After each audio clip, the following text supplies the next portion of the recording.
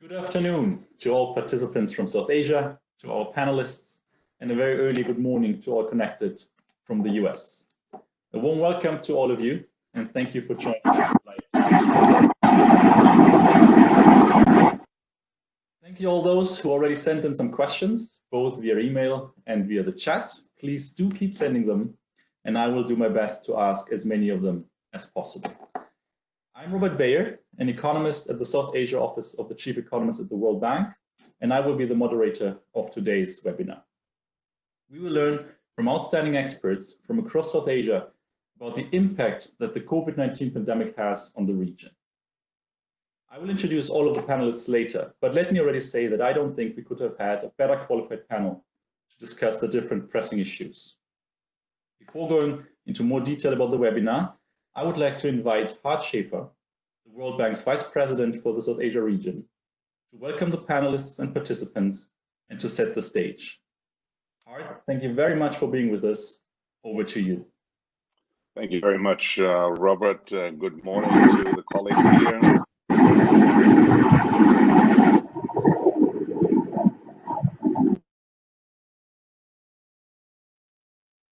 Got muted, including myself. Unmute myself. I said good morning in Washington and good afternoon, good evening in South Asia. I'm delighted to be here to open this webinar that is organized by the World Bank's Chief Economist Office for the South Asia region and the South Asia Economic Policy Network. This is an important event, and before I start talking a little bit about that, let me say that I hope that you all and your families and loved ones are safe in this unprecedented times. We are now going into the 12th or 13th week of working at home with a lockdown, and it's amazing how much we have to do by not going to the offices, not traveling to the region. I think this holds for everybody. Our colleagues in the World Bank, the academic institutions, think tanks, but also the governments are working under very new conditions. And I think so far this is actually proving to be more effective, I think, than we had all thought. But this event is a very important one, as it brings together a number of experts to discuss the economic fallout caused by COVID-19 and its effects on livelihoods, the stability of the financial sector, and the changing of remittances and trade and regional collaboration. The program has a number of very prominent speakers from Bangladesh, India, Pakistan, and Sri Lanka, and I want to thank all the speakers to avail themselves and participate in this important event. Particularly, I would like to welcome Mr. Hossein Silur Rahman, the Executive Chairman, Power Participation Research Center and the Chairperson at Prague. He will address the impact on life. I would also like to welcome Ms. Naina Lal Kitwai. Naina is the Chairperson of Advent Private Equity, and she will talk about the consequences for the financial markets. Mr. Nadeem ul Haq, the Vice Chancellor of the Pakistan Institute of Development Economics, will discuss the impacts of the pandemic on remittances and trade. And Dushni Virakun, the Executive Director of the Institute for Policies of Sri Lanka, will address challenges and opportunities that COVID-19 brings for regional cooperation. Then we have Hans Timmer, the World Bank's Chief Economist for South Asia. He will start the seminar with a general overview, building on the South Asia Economic Focus that was issued a couple of months ago. And we will have Cecile Fruman, the bank's in South Asia's Director for Regional Integration. She will share her thoughts on how the World Bank can support greater regional collaboration among South Asian countries. As we meet now 3-4 months into the COVID-19 crisis, we know that many people in South Asia have lost their jobs. It's in the millions. When you see the pictures of migrant workers in India heading home to their villages, we know that a lot of workers in the Middle East have been stranded who would normally send remittances. And we are facing a very uncertain future. Trade has dramatically fallen. Agriculture has slowed down, not because we're not there, but because Global value chains and transport links have been disrupted. Capital flows have been reversed. And overall, for the number of countries that rely, has all but stopped. No airplanes coming into the Maldives, borders of Bhutan being closed, Nepal being shut off, Sri Lanka taking a double hit after the Easter attacks last year. The coronavirus also has claimed many lives, and also we see some opening in the countries in the region. We are far from having the virus contained globally, but particularly also in the South Asia region. And claiming lives and affecting the health and the well-being of people is unproportionately falling on the region's poor and the most vulnerable. And when we look at this, our mission, the World Bank's mission of eliminating extreme poverty and also boosting share is more important today than it ever was. Consequently, the World Bank has been responding as early as late February with a series of interventions. In the first phase of interventions, the focus clearly was on helping Asian countries with emergency healthcare. We have been able for everyone in the 8 countries to provide fast-track, immediate response healthcare projects that help training of doctors, nurses, set up the surge capacity for testing, make sure that protective equipment could be imported, medication was there, and so on. Second phase focused on providing safety net support. This is really ongoing right now, making sure that those that are the most affected by the crisis, who have lost livelihoods, who have lost jobs, that we are providing a safety net for them to help them survive and cope. In particular, to also protect some of the gains that South Asia had made over the last decades in terms of poverty reduction, making sure girls get an education. The third phase is really focusing on helping businesses and governments to help with a quick surge once we come out of COVID-19, to make sure that we are getting quickly back on economies are primming again, that jobs are created, small and micro enterprises continue and with the trajectory on which they were before COVID. That's why these 4 topics that we are going to discuss today are so important elements of understanding and building economic response program. So let's talk a little bit about livelihoods. So we must work very quickly to create jobs and income to preserve the gains from fighting that we have made against fighting poverty in recent years. The pandemic is likely to eliminate jobs, especially in the informal sector. And this will increase inequality in South Asia. Poor people are more likely to be infected with the virus because they are living more closely together. They have less access to healthcare or can even afford healthcare. And they are more vulnerable when food prices are increasing. The second topic is the financial sector. We know that stress in the financial and banking sector was already in South Asia in some countries before the pandemic.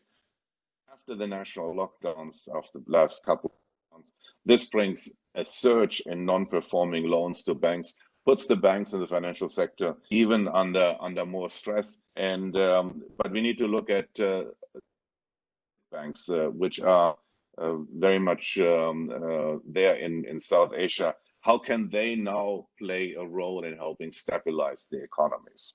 The third topic is on economic recovery and remittance and trade. We have seen how the economic lifelines of families in Nepal and other countries that rely heavily on remittances, Bangladesh, Pakistan, India, and so on, that how these lifelines have been all but shut off throughout South Asia. The money that was sent home before was not only sustaining families, but also helping support local businesses.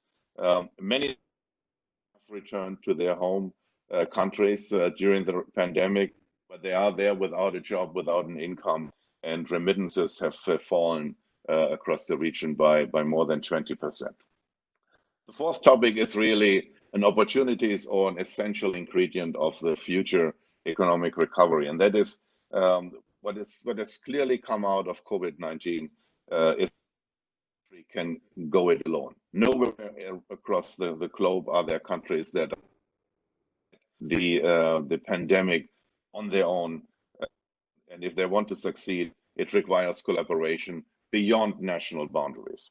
So for South Asia, if South Asia wants to reconnect to the growth trajectory that South Asia was on before the pandemic, it is important to restore, strengthen cross-border connections, both with regard to healthcare, but also with regard to trade, transport, and other sectors. So this is really an opportunity, renewing the push for the members of the South Asian Association for Regional Cooperation, SAARC, to really look at ways to relaunch the collaboration across boundaries. This can actually provide long-lasting lessons and benefits with regard to strengthening the export sector, with regard to creating new jobs, better paying jobs. So let me now, before closing, let me say a few words about the South Asia Economic Policy Network. This network was created in 2017 by the World Bank's South Asia Chief Economist Office. It's meant to be a platform for collaboration with think tanks, with academics, with policy advisors and development partners. More than 500 economists throughout the region are now part of this network. It is normally focusing and working together through specific events, face-to-face interactions. But as we all recognize that the current situation makes it necessary that this is the first virtual event. And I think if this one works, see more of these virtual events because we can reach more people, we can connect more people virtually, reduce the carbon footprint of travel, but still have an exchange that is academically stimulating and helps us formulate policies and actions. And I think I personally, as the Vice President for South Asia, I very much look forward to this webinar to get your insights, to get your suggestions of what the World Bank can do to help the people across South Asia, to make sure that we help alleviate and the immediate impact, but also to make sure that we help governments to be equipped with the right tools and the right policies to relaunch their economies, make sure that those jobs that have been lost are being recreated, and make sure that the people in South Asia are really getting back on a trajectory of growth and poverty reduction. They don't deserve anything less. So thank you very much, and back to you, Robert. Thank you very much. You may or may not know that HARD is very active on Twitter. And if you're either interested in learning more about the World Bank's engagement in the region or about the job of a World Bank's Vice President, you may want to start following him on Twitter. Now, as HARD mentioned, this webinar is divided into different sessions. Each has a very specific topic. And these sessions will all be structured in the same way. We will start with a 15-minute presentation of one of the distinguished speakers. I will then give the other speakers an opportunity to react if they wish to do so. And we'll then go to the questions that you have already sent via email and that you will keep sending in the chat. So again, please do keep sending questions. We will monitoring them all the time, and I will be able to ask them in the sessions. After the 5 topical sessions, each of which takes between 25 to 30 minutes, we will then have a more general discussion of the panel members about the topics that have not been touched upon yet. Since some participants may join only very specific segments, we will need to strictly abide the timeline, and I will make sure that we do. Let me not take any more time. It's my pleasure to now open the first session, in which Hans Timmer will discuss the wider economic implications of the pandemic. Hans Timmer is our World Bank Chief Economist for South Asia.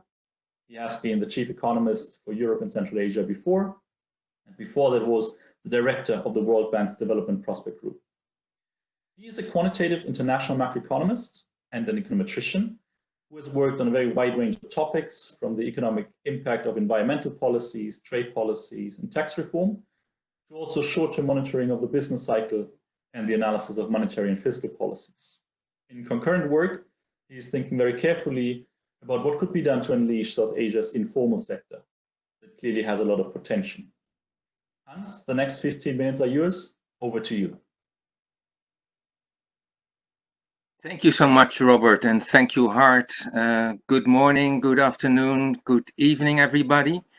It's very nice to be here in this webinar, and welcome to everybody. What I want to do in the next 15 minutes is three things. The first is I want to go over what is happening in the economies of South Asia and what is likely to happen in the near future. Secondly, I would like to discuss the appropriate policy responses. And finally, I want to look at what are the long-term consequences of this crisis. So first, the short-term economic outlook. 2 months ago, early April, we released the South Asia Economic Focus. We presented a range forecast for the countries, and we concluded that the region is in for its worst performance in 40 years. Before this year, the worst performance was in 1991, a 1% growth for the region. That was the year of balance of payments crisis in India, which triggered major economic reforms. The second worst performance over the last 40 years was 3.2% growth. We expected already 2 months ago that we would be below 1.9% possibly, and we presented also a worst case scenario with negative growth for the region. Now, over the last 2 months, the situation only deteriorated, and new forecasts that we will release next week, they are coming very close to that worst case scenario. So expect for this year sharp declines in GDP for India, for Afghanistan, for Sri Lanka, double-digit declines for the Maldives in GDP growth. And for the other countries, the fiscal year ends this month, so the initial shock is spread over 2 years. But for Pakistan, we expect for both years a negative growth, and in Nepal and Bangladesh, barely positive growth. And that's compared to 8% growth in the recent past. So big downturns in the region. These forecasts are based, as Hart also said, on several inputs: sharp declines in exports, especially tourism, disruptions in global value change, deterioration of the investment sentiment, reversal of capital flows, reduced remittances, and of course the impact of the lockdown in the South Asian economies themselves. And obviously, these forecasts, they have consequences, and we will discuss that today, for poverty, for the financial markets, for fiscal position. The uncertainty is high, but I want to stress that these forecasts are not just wild guesses. They are informed by high-frequency data. We looked at the people leaving the big cities using cell phone data. We are looking at electricity data, and we are trying to invest more in data. For example, we are setting up rapid response survey to understand better what is going on. Now, the unfolding economic crisis is unique in several ways, not just because of the size of the downturn. It has unique characteristics. While in normal downturns we see a lack of effective demand, this crisis is caused by supply constraints, often voluntary supply constraints, and that means that the response of governments should take much more the form of relief efforts than of demand stimulus. While typically manufacturing is the most cyclical part of an economy, this time the service sectors are hardest hit, and the sudden disappearance of service sector jobs has created economic hardship, especially for people in the informal sector. While usually GDP decelerates faster than consumption, because normally consumers, they can smooth their spending over economic cycles, this time it is actually consumption that is falling sharply, and our poverty indicators should react strong to this downturn. And moreover, the supply disruptions, panic buying can jeopardize food security. So this is truly an unprecedented crisis. It's unparalleled in its size, but also in terms of its characteristics. But even more important than that macro picture is the fact that we are seeing the harsh reality of inequality in South Asia, and Hart mentioned that also. The poor people are more likely to become infected with the coronavirus as social distancing is difficult. Think about the slum dwellers, the migrant workers, the refugees. They have less access to soap. They are more likely to die from COVID-19 once they are infected because of limited access to healthcare. They are more likely to have lost their job in the current crisis, and they are more vulnerable to spikes in food prices. And on all those areas, you can find boxes in the South Asia economic focus. So that's the harsh reality that we are living in at the moment. Let me go now to the second topic, and that is the policy options. What we see and what we have documented is that all governments in the 8 countries of South Asia, they have responded rapidly to the crisis, but their task is really daunting. The governments have imposed social distancing measures. They have introduced relief packages to secure access to food, provide delays in payment of taxes, of rents, payments of utilities, debt service. Central banks have loosened their monetary policy to increase liquidity and to stabilize financial markets. So a lot has been done, and as Hart said, the World Bank has tried to support governments in the first response, but it's fair to say that governments have not really been prepared, and that's no criticism, to handle a shock of this magnitude. There was a lack of fiscal space, there's a lack of health capacity, there is a lack of coordination between general and local governments, and the pre-existing vulnerabilities in, for example, the financial sectors was a problem also. And moreover, a problem in this crisis is that we need different tools than under normal circumstances. While normally we would argue that governments should be very cautious with fiscal stimulus and focus a lot on fiscal sustainability, being overly cautious is not a good policy under current circumstances. Although the objective should be relief efforts rather than fiscal stimulus, the fiscal position should not be the main constraint at the moment.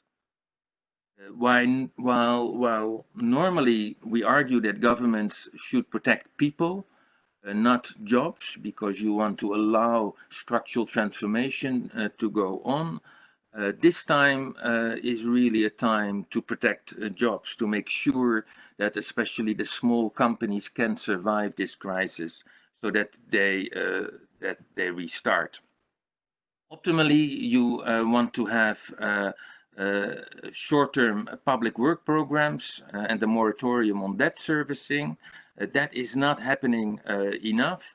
And so that's why we have a challenge with all the people moving back to their villages who became vectors of the disease. Finally, I think in the last 2 minutes, let me say a few words on the long-term consequences of this crisis. Macroeconomic recovery is obviously paramount, and that's difficult enough, but it's not good enough. It's important to bring the economy also back on a socially sustainable growth path, and governments might need to rethink the long-term growth strategy. As always, after a major crisis, the world is never the same again, and governments should steer that new world in the right direction. First of all, it is crucial to increase equality of opportunity. Social equity should be front and center. This crisis has sharpened the divide within countries. That leads to social unrest, and so social equality has to be front and center. There are also opportunities to make growth more environmentally sustainable. Over the last couple of months, people have seen now what it is to have cleaner air and to have cleaner water as a result of the lockdown. So there will be a lot more appreciation for that. There are great opportunities to expand digital technologies, and we are working hard on that with the government for payment system, but also for distant learning to unlock remote areas in South Asia. And as Hart said, there is that importance of cross-border cooperation. There is a danger of increasing inward-looking behavior, but for economic security, for food security, you need cross-border cooperation. And for countries to go back to high growth paths, they have to further integrate into global markets also. So that was in a nutshell what is happening now, what we expect in the near future, the challenges that governments are working with when they think about their policies, and some of the elements of the long-term consequences of this crisis. Thank you so much. Thank you very much, Hans. I'm just told that we are having 240 people connected, which is a great number, and they are sending in very good questions. And Hans, just minutes ago came in a question that I would like to address to you, and I'm quoting this one. Life versus livelihood. That's the choice the governments in South Asia are making. What could be done to avoid such an unfortunate situation? Hans, over to you.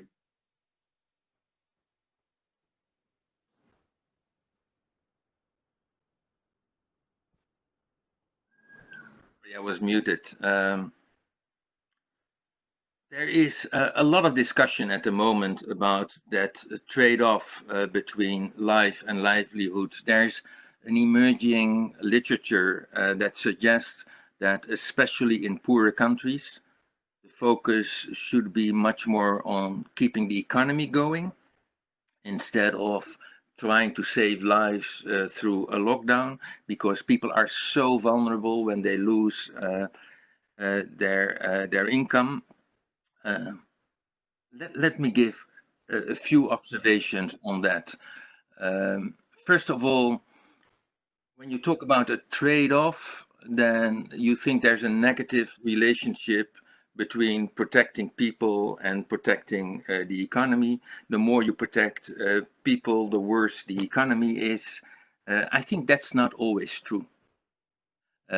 Think about 100 years ago, with the Spanish flu, the estimates are that in India, 6% of the people lost their lives.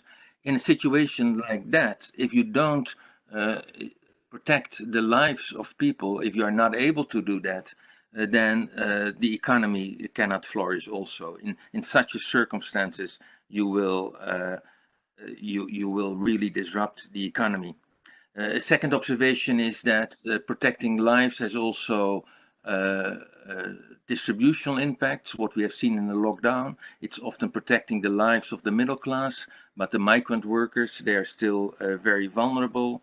And I personally, I don't like to think in terms of trade-offs. I think what we should do is we should prevent people from dying, and at the same time from dying from hunger. Let me leave it there. Yeah. Thank you, Hans. We have a question from another speaker. Nena, can come in and ask that question.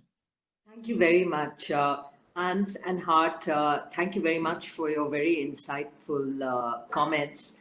The remittances one from both of you is particularly worrying, and I wonder if World Bank or either of you have any sense of by how much we may see a reduction of remittances, because clearly I worry about the consequences for our foreign exchange rates and indeed for just sheer livelihoods and jobs, as you have already suggested. So any ideas on what that number might look like? Does it halve? Is it, not so bad? Our estimates that remittances have declined already by at least 20%, and it could be more. And that is quite exceptional because normally remittances, they don't decline in crisis situation. They might even go up when there is a crisis in the country of origin to support families there. But even when there is a crisis in a destination country, people might go home, but they bring the savings with them. So normally it's a very stable factor, and this is the first time that we see such a decline. It has an impact on balance of payments, and it has an impact on livelihood, as you said. I'm less worried about the balance of payments because normally what you see when remittances are coming in, that translates in more imports also. So the ultimate effect on balance of payments is not that big. But the real impact is on the households and on the purchasing power of households. And so that comes on top of the loss of income in the domestic economy. Thank you.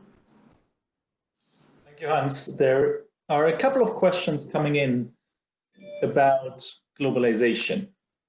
When you ended your presentation, you mentioned that you think that South Asia needs to continue to integrate into global markets.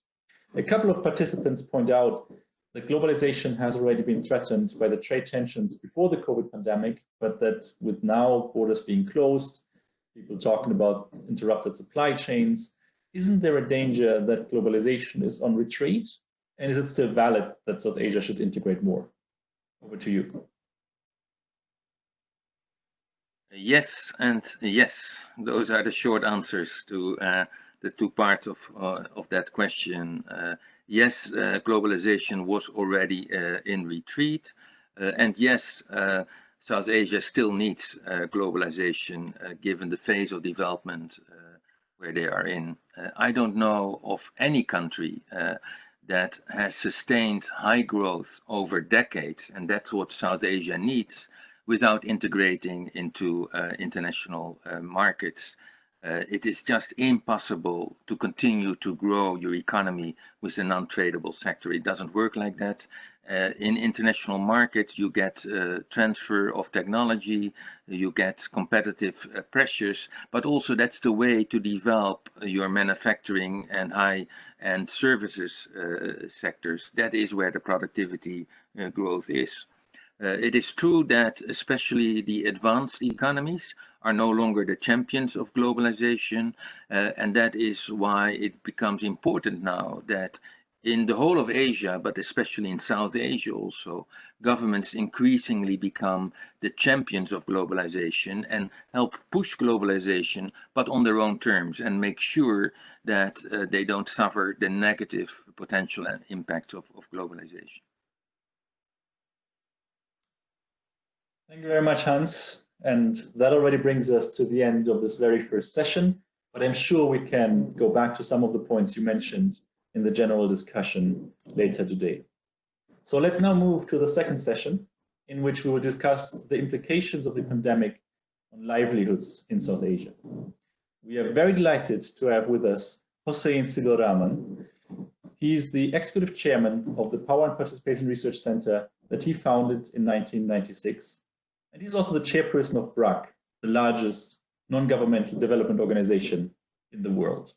We actually organized a conference on fiscal decentralization at the BRAC Center in Dhaka, together with the South Asian Network on Economic Modeling just 6 months ago.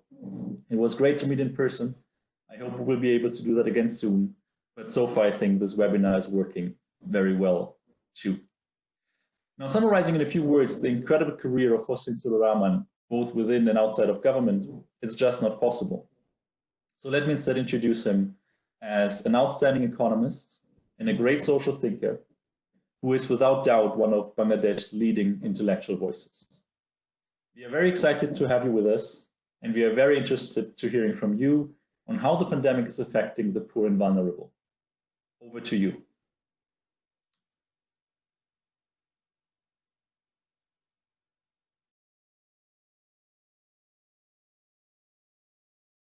Sorry, am I being heard? Are you hearing me? Yes, you are loud and clear. Okay. And we see you. Okay. All right. It's a privilege and honor to be on this webinar. Just to get started on that last question to Hans Timmer about life versus livelihoods, I think I'm looking at it from the point of view of the poor as well as from the context of Bangladesh and possibly in South Asia.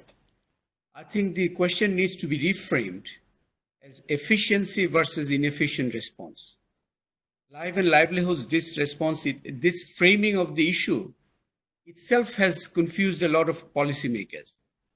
And in the Bangladesh context, in particularly, we have found a great problem with the communication strategy regarding the response.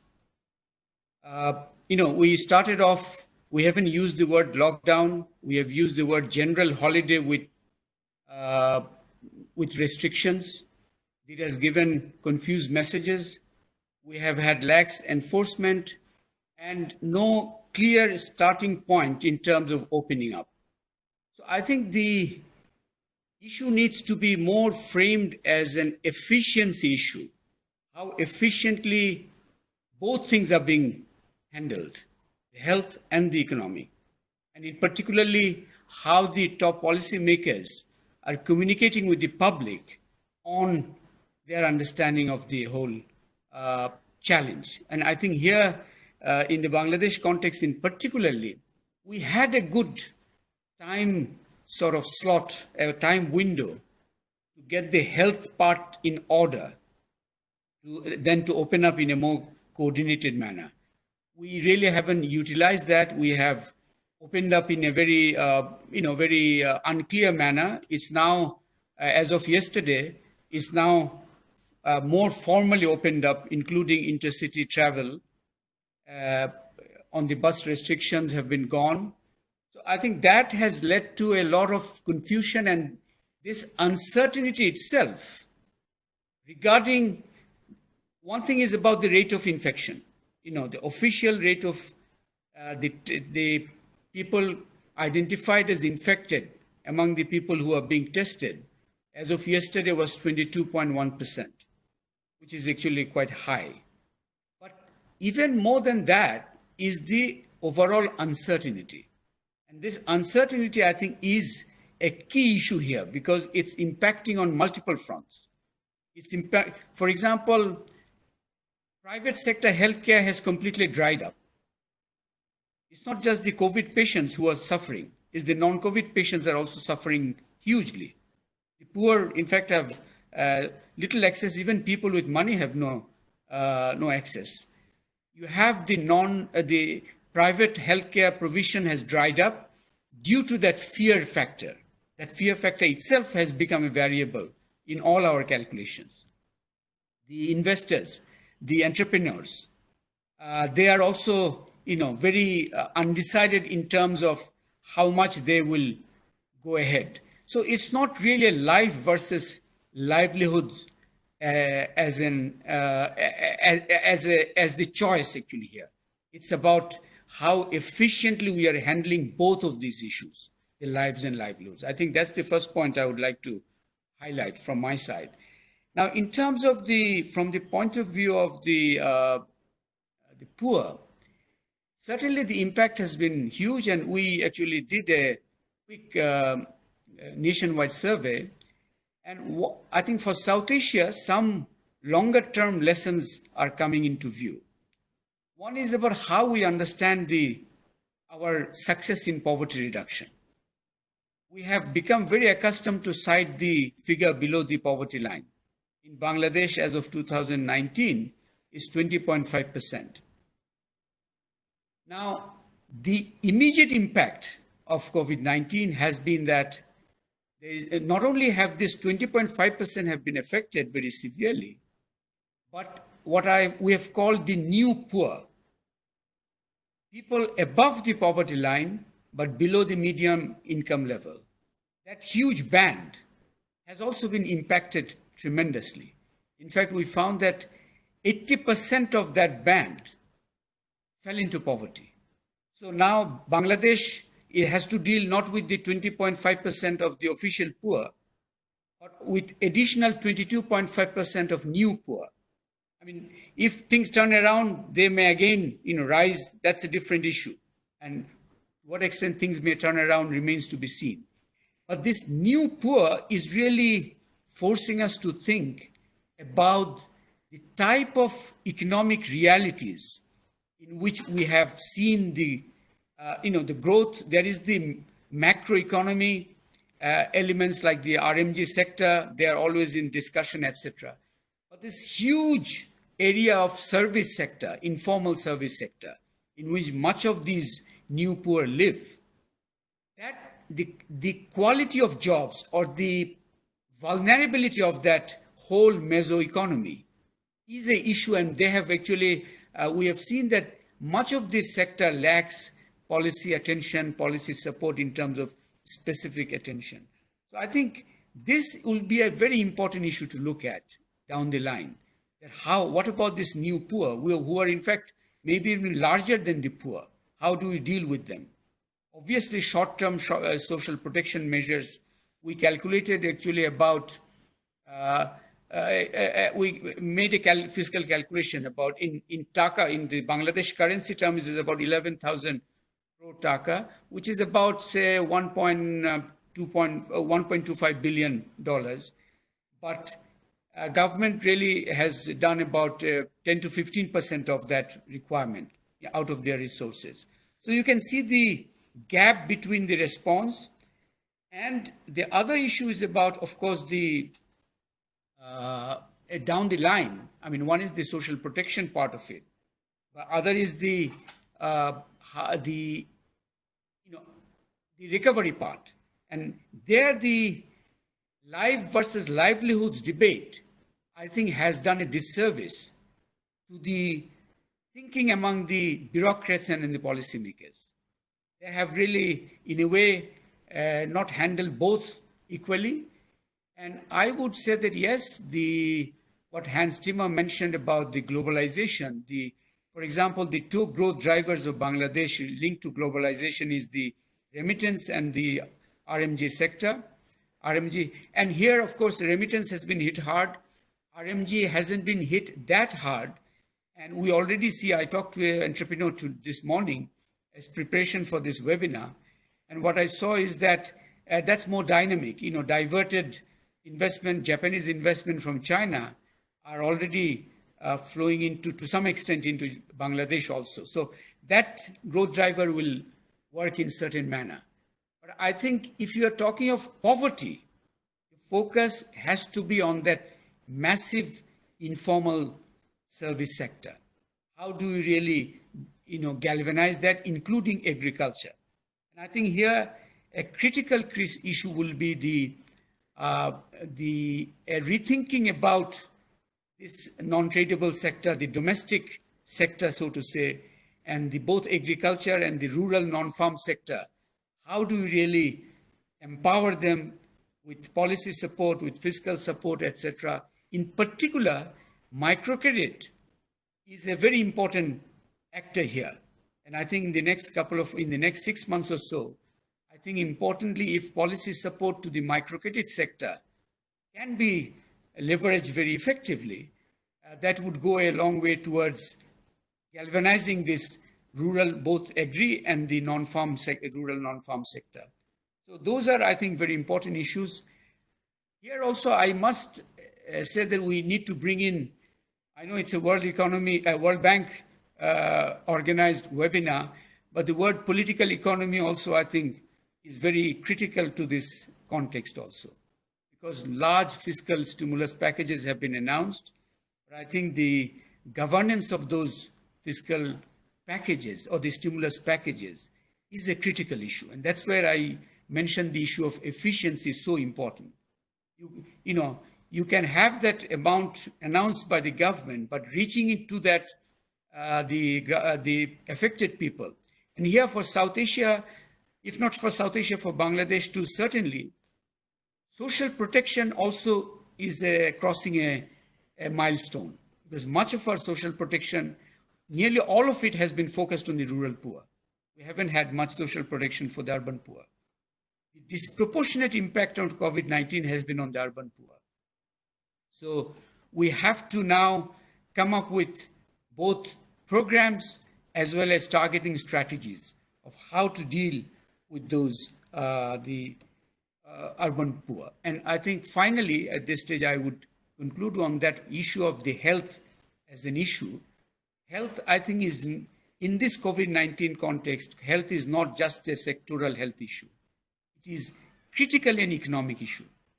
Because without that fear factor is keeping people at home. It's not just the announcement of the lockdown. It's the fear is keeping a lot of people at home. They are not really engaging on their economic activity. And I see that the public investment in the public health system here has been extremely weak, and it has been exposed by the COVID-19. In particular, we took pride, Bangladesh took pride, and there is a value in it, of course, of a pluralistic healthcare system where the private sector has played an important role. But under COVID-19 pressure, we saw the weakness of this private sector, how it has dried up in very short time, and some interesting, just for food for thought, particularly as an impact on women. Very interesting that an interesting statistics is that the propensity for C-section for pregnant women in Bangladesh is way above the global norm. It's nearly 35%, where the global norm is 12%. Much of this is not because people actually needed this. There is almost like a economic incentivization through that political economy process that I mentioned about this C-section. In this COVID-19 lockdown context, once that private sector provision dried up, we now see the births are, of course, have to go on, and we see natural birth has picked up without huge damage to maternal mortality. Here are lessons actually to be learned about, yes, we have expanded, South Asia and Bangladesh in particular, have expanded services, but we need to take a closer look on these issues. And in future, personally, I feel in the health agenda, in future in South Asia, we have to include health agenda cannot be left just to a healthcare agenda. It has to be a hygiene agenda also. It has to really, hygiene has to become a national mission, so to say. And I think COVID-19 is giving us an opportunity there. NGOs like BRAC actually are trying to provide that efficient element in terms of their sphere of action. We have been trying to we have followed some of the Kerala model in terms of booths to collect samples, to expand the opportunity, the limited opportunity of the government system, etc. Those are happening. But I think we should not just be thinking of recovery, but a whole restructuring of many of our ways of working. I'll stop there. Thank you so much for making so many very interesting points. We are getting in many questions that are related to three different parts of your presentation. The first set of questions is on the new poor. We have some questions on the stimulus package, efficiency, and political economy. And lastly, we have some questions that are more structurally thinking about the health sector and structural changes beyond the COVID-19 pandemic. So I will ask you three questions to each of these. Let me start with the new poor. The question is, what do you do to get these people back up? And let me make this question a little bit more specific. Is it enough to ensure that the economy is growing again, and is general economic policy to prevent large economic costs, what in the literature is often called flattening the recession curve? Is that enough? Or is there a need for very specific policies for these people? I think we have to think in both in time sense. There has to be a short-term food security support for this group. And that's an essential part. Government has responded to some extent, but it's not more than 10 to 15% of the need. So in the short term, which may extend to 2 to 3 months at the least, there is no question that we have to look for social protection measures to address the new poor. In terms of the getting them back to, certainly there is the issue of restarting their lines of occupation, etc., etc. But there, they have had, if we were able to have a duration of this crisis for about a month, then we could go back to normal very quickly. But people who, for example, couldn't pay their rent for their little enterprise for 2 to 3 months may find it hard to get back into the system. So we need particular support packages for this group. And the small and medium enterprise, and particularly the micro, small, medium enterprise support, will be a key policy agenda in the coming months. And our center, actually PPRC, is also undertaking a very large survey. And I must say, one of the innovations in this period has been that mobile telephony has come of age as a research instrument. Under lockdown condition, mobile telephones have been a lifesaver in trying to get independent, credible data. And that really has been very useful. So I think both we need in the short term social protection support for the new poor, and in the short to medium term, we have to think of particular support packages geared to this group. They have not normally had access to formal sector support packages. So we need also modalities of how to reach them well. And also there's I think World Bank in particular should be interested here. I see COVID-19 is also a data battlefront. We need credible, ground level, up-to-date data to be able to offer the right policy response.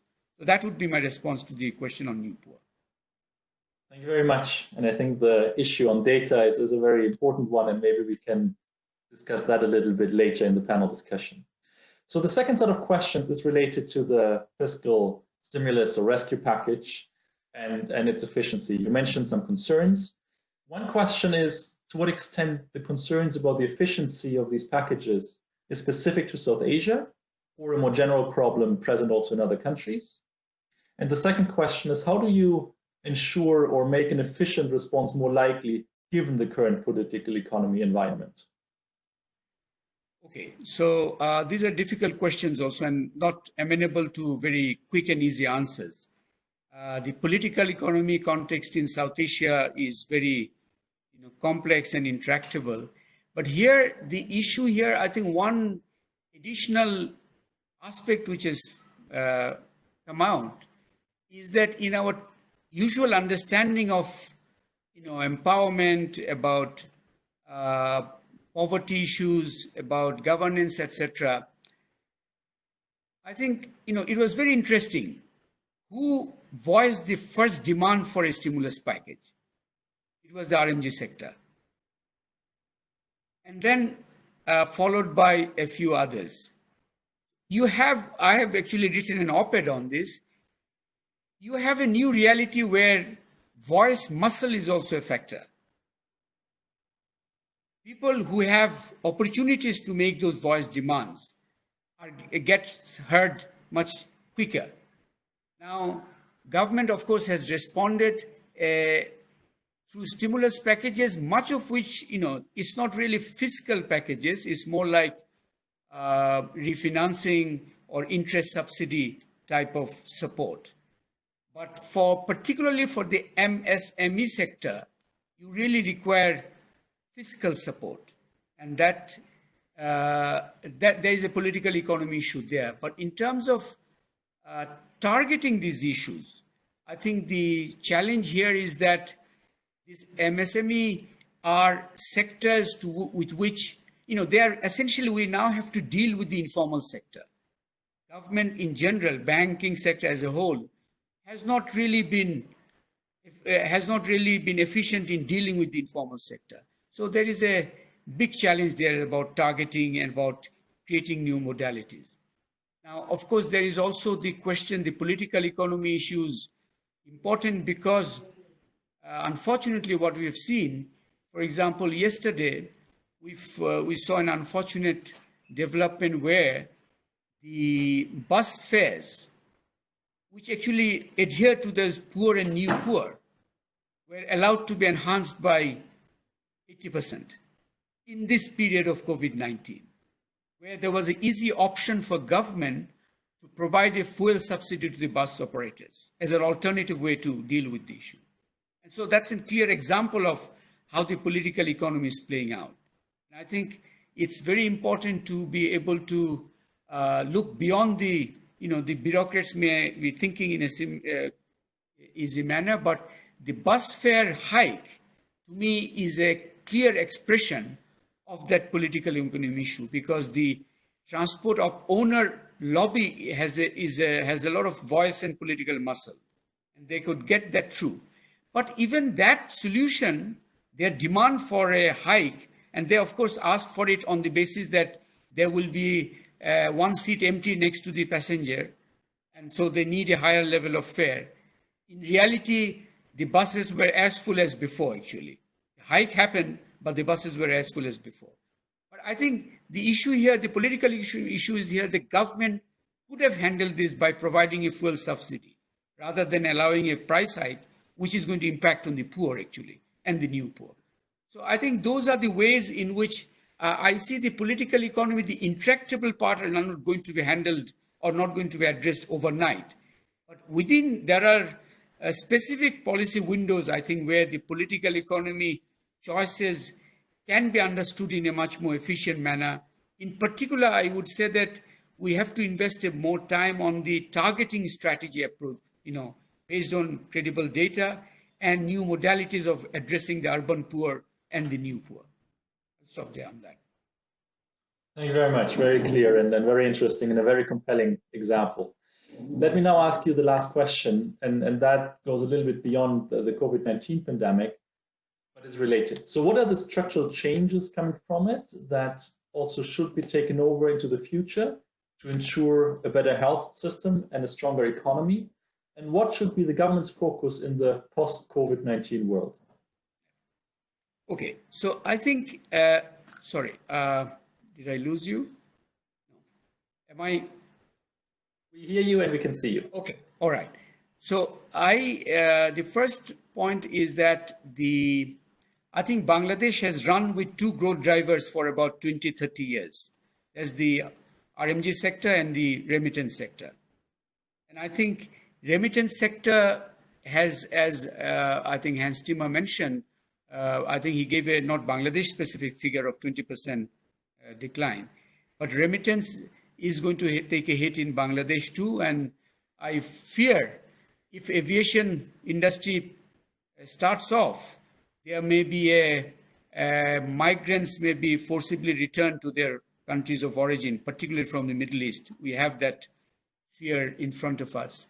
So I think one structural challenge for Bangladesh, countries like Bangladesh, is to really strategize on new growth drivers.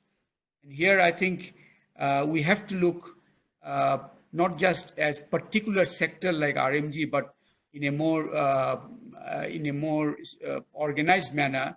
And those issues in particular, I feel that agriculture's potential to be a growth driver in Bangladesh hasn't been tapped sufficiently. We need to really look into that. So one structural challenge would be to really strategize around that new growth driver. The second one would be about this understanding the poverty progress. I think that has a lot of impact on, for example, government in Bangladesh has been, in a way, a bit over tilted towards mega infrastructures as the solution to the structural problems of inclusive growth. And I think we may see a question mark now coming on that particular question. I think the issue of the poor, not just the poor below the poverty line, but I think the issue of the new poor is not just about a social protection new target, but I think it's about a closer policy look at the what I would call the mesoeconomy. The mesoeconomy dynamics in which the relatively poor are actually engaged with the growth process. I think the dynamics of that whole sector needs to be looked at much more clearly so that we can really provide the necessary policy support which is lacking now. And finally, on that structural issue is about the healthcare system. And I think here, as I mentioned, we have, I think in South Asia, I don't know whether about India, but in Bangladesh too, we have a propensity to see progress in terms of concrete. So a 500-bed hospital gets built, but the appropriate manpower is not deployed. So the actual healthcare is for 100-bed hospital. So in a way, you have an imbalanced sort of disaggregation of the investment. Healthcare needs a huge boost, and I see three things here. One is that urban primary healthcare has to become a key Bangladesh and I think also South Asian priority. Urban primary healthcare is absolutely central as a structural challenge down the line. Second one is, of course, to make healthcare, look at the functionality of the healthcare rather than simply the number of infrastructures. I think the focus has to be on functionality. We are hugely lacking there. And the third one is that the health agenda has to be reimagined in a more holistic manner as health of the people and health of the environment. And here I think the hygiene agenda has to become a new structure, a new challenge. And we have to, in a way, I think the health agenda will, in the coming months and years, will not just be an investment issue. It will be a reimagining challenge. We have to reimagine the health agenda for the future. And I see that if we continue to think of health as only a sectoral agenda, we will be failing in that reimagination. We have to think as health as a core strategic agenda for inclusive growth. If we can think in that manner, I think we can come up with those solutions which are needed. Thank you very much. Thank you very much. And that brings us to the third session, in which now Naina Lal Kidwai will speak about the financial sector. Naina is currently the chairperson of Advent Private Equity, a non-executive director at a couple of company boards, and has had a tremendous career in the private sector. It's hence absolutely no surprise that she's often listed on lists of the most influential women in business. She has been, among others, the president of the Federation of Indian Chambers of Commerce and Industry, and an executive director on the board of HSBC Asia Pacific and chairman of HSBC India. She will hence be able to tell us, probably better than anyone else, how the COVID-19 pandemic is threatening the financial sector and is impacting the private sector. Naina, we are very delighted to have you, and we can't wait to hear your thoughts. Over to you. Thank you, and good evening, everyone. So let me start by saying that the financial sector will and can only reflect the strength of an economy. So every one of the remarks made by Hussain Manji or indeed Hans Hart are all aspects which impact the financial sector. And I fear that many of us countries in South Asia, India specifically, entered the COVID crisis with a financial sector that was already in a weak position. And then came the crisis of COVID-19 and particularly the lockdown, which caused the financial sector a lot of pain. And indeed, as manufacturing and industry and microfinance institutions fall off the cliff, all of that falls back into creating a dreadful situation for the institutions, the financial institutions who fund every one of these activities. So where do we go from here? And I will focus a little bit more on solutions rather than just leave it to what these issues are. But the issues, I think, if you reflect on them, the first one was where governments tried to inject liquidity into the system. And we saw that in India as well. The Reserve Bank of India has put a lot of money into the system. But what doesn't work is where the money which is received by banks by banks that don't then have the risk-taking appetite to give the money to those that need it most. So as the previous speaker rightly mentioned, whether it's the small SMEs or MSMEs, it's I'll call them the temporary poor, the people who have been hit hardest in the service sectors and have lost their jobs. These are the very recipients of money that we should have seen the funds flow to, but indeed are not the ones that banks with their characteristic risk aversion will give money to. So that disconnect becomes very serious.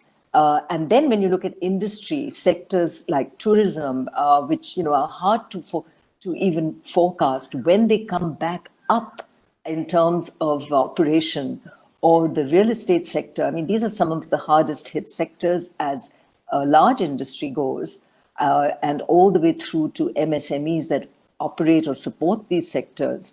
What you've got is mounting NPAs, very clearly visible. It's not performing assets in the banks. And then to ask the banks to lend to these very same institutions is just not going to happen. So what is required is credit enhancement capabilities, the ability of the government to basically assume the risk. They can use the bank as a dispensing agent for the funds and the liquidity that is being pushed in the system. But the recognition that that money is not going to go where it needs to go is something which can only happen if the credit appetite of banks is increased, and it can only increase if the banks themselves are protected from that first loss, and therefore the first loss guarantee being required. So some sharing of the risk is very, very critical. And we have to look at instruments that enable this. I think the third area I would highlight is as we go forward, and we've seen this already, there was an instant moratorium that was announced in India, so 3 months and going up to 6 now, for payments. So housing loans, individual loans. The moratorium did not absolve people of payment. It just said that you need not pay anything during the lockdown 3 months. But once the lockdown's done and 3 months later, you have to pay up interest and principal and all. So what we have now is 20 to 30% of loans sitting in some institutions are loans that are in moratorium. And hard to foretell how much of this is going to go bad, or indeed, people don't have the ability to pay for all the reasons previous speakers have highlighted. Are they going to repay this money at all? So the NPAs are clearly on the way up at banks, and for banks that were already at 6 to 9% NPAs, I think there are research reports I've read which are predicting NPAs to go up to the 18% sort of mark, and which is not good at all as far as the banking sector is concerned. I would also like to highlight the very important point on microfinance institutions that had come up. The microfinance institutions have been really a great success story. Bangladesh taught India a lot about how to put all of that into place. It's a very vibrant sector. It funds, as many of you know, people, self-help groups, livelihoods at particularly the rural economy. And these institutions are facing already, as is to be expected, a repayment crisis, where traditionally 99% of this money has come back from the self-help groups. That stress is being felt. And that then boomerangs back into banks and the non-banking finance institutions in India, which fund these microfinance institutions. So they begin to shun that investment, and that whole chain then gets felt all the way down the line. So I think for government, again, to recognize the criticality of microfinance institutions at this time, and to lend a helping hand either to those that have to repay or to the microfinance institution themselves. But either way, some resolution therein is going to be very, very key. And some of that is not just through funds going in, but equity is also required. By equity, I mean stock market fundraising through equity capital. I would then also add the whole issue of cost and interest rates at a time where people's ability to pay is an issue. There's obviously a huge cry to bring down interest rates, whereas in fact, we're at a time where interest rates themselves reflect the efficiency of a banking sector. And for all the reasons I've said already, it isn't, while Reserve Bank of India or the central banks in our countries can push for rates to come down, in fact, the rate in the hands of the receiver or the one that actually has to pay is not as evident in terms of the reduction that government is pushing through its central banks. So I think it's important to focus on this. And then I worry about the whole area of remittances. I mean, if the World Bank is already seeing a 20% reduction, dare I say, I believe that could only get worse. And the impact therein, as already touched on, is significant. It's significant for banks because a lot of the companies who they fund may begin to face foreign exchange issues. Many have borrowed in foreign exchange.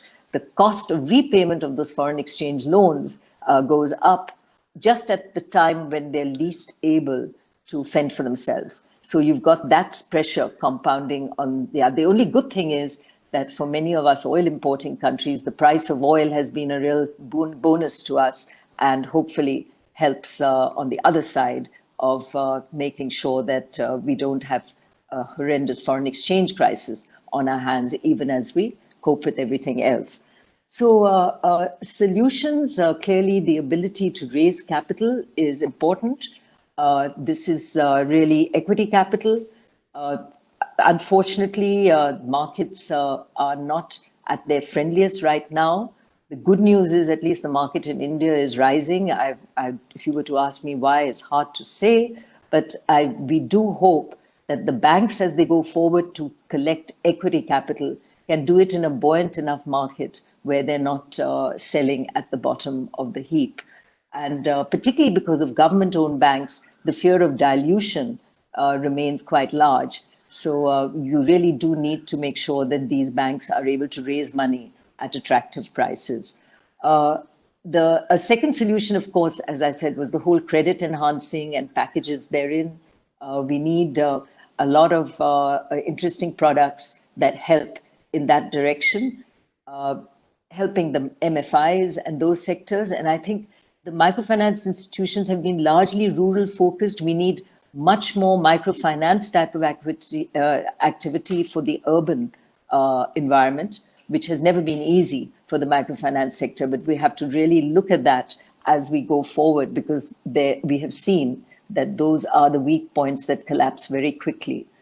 A TARP type program, which largely helps companies who come forward and are able to then rejig the way they are in an environment where the oxygen continues to the company in a way that the company is able to survive the downturn. Unfortunately, what often happens is the company, as soon as it begins to show weakness, lines freeze, and a patient which need not be dead is killed before it is. So for those companies that are showing weakness, we need programs which keeps them alive and helps them get back on their feet, because in fact, they are viable. They were viable pre-COVID. And what they need is to really be able to weather this as a short-term storm to get back on their feet and be riding high again. I would just say that standstill clauses become important at this time. A standstill clause just recognizes that 3-month pandemic is a time when everything was way out of order. And it recognizes, therefore, that the companies are small and big, just need that breather in order to resurrect themselves. We may need to hasten M&A activity that is happening. The quicker we can get that underway, it gives a chance for companies to combine, to support each other, to share capital, and giving that a push, giving the push for indeed private equity that's coming in where it wants to, so that it can come in quickly and not going through very traditional bureaucratic, slow-moving paths. And I would say this recognition of the temporary poor is so important at the individual level. And in fact, banks do have exposure through consumer finance to these people. So it does have an impact on the financial institutions. They've lost their jobs, they're extremely vulnerable, and the focus entirely on rural poor, losing sight, I think, exactly as Hussain Rehman mentioned, of the urban poor would be a big mistake. We do need to see how we can support that in terms of the financing as well. So I'll just end by saying that I think we have a hard year ahead of us, but one which, if we play our cards right, we can get companies right back where we want to, we can get SMEs back where we want to, we can get people and their confidence returning. But it's going to be critical. And I think, the political economy is absolutely critical to this as we go forward. And I hope that we shall get some solutions, in fact, today itself. So thank you. Thank you very much. We have plenty of questions coming in from the participants, but first I would like to give the floor to Hans Timmer, who has a question for you. Hans, over to you. Yeah, thank you so much, and thanks for this overview.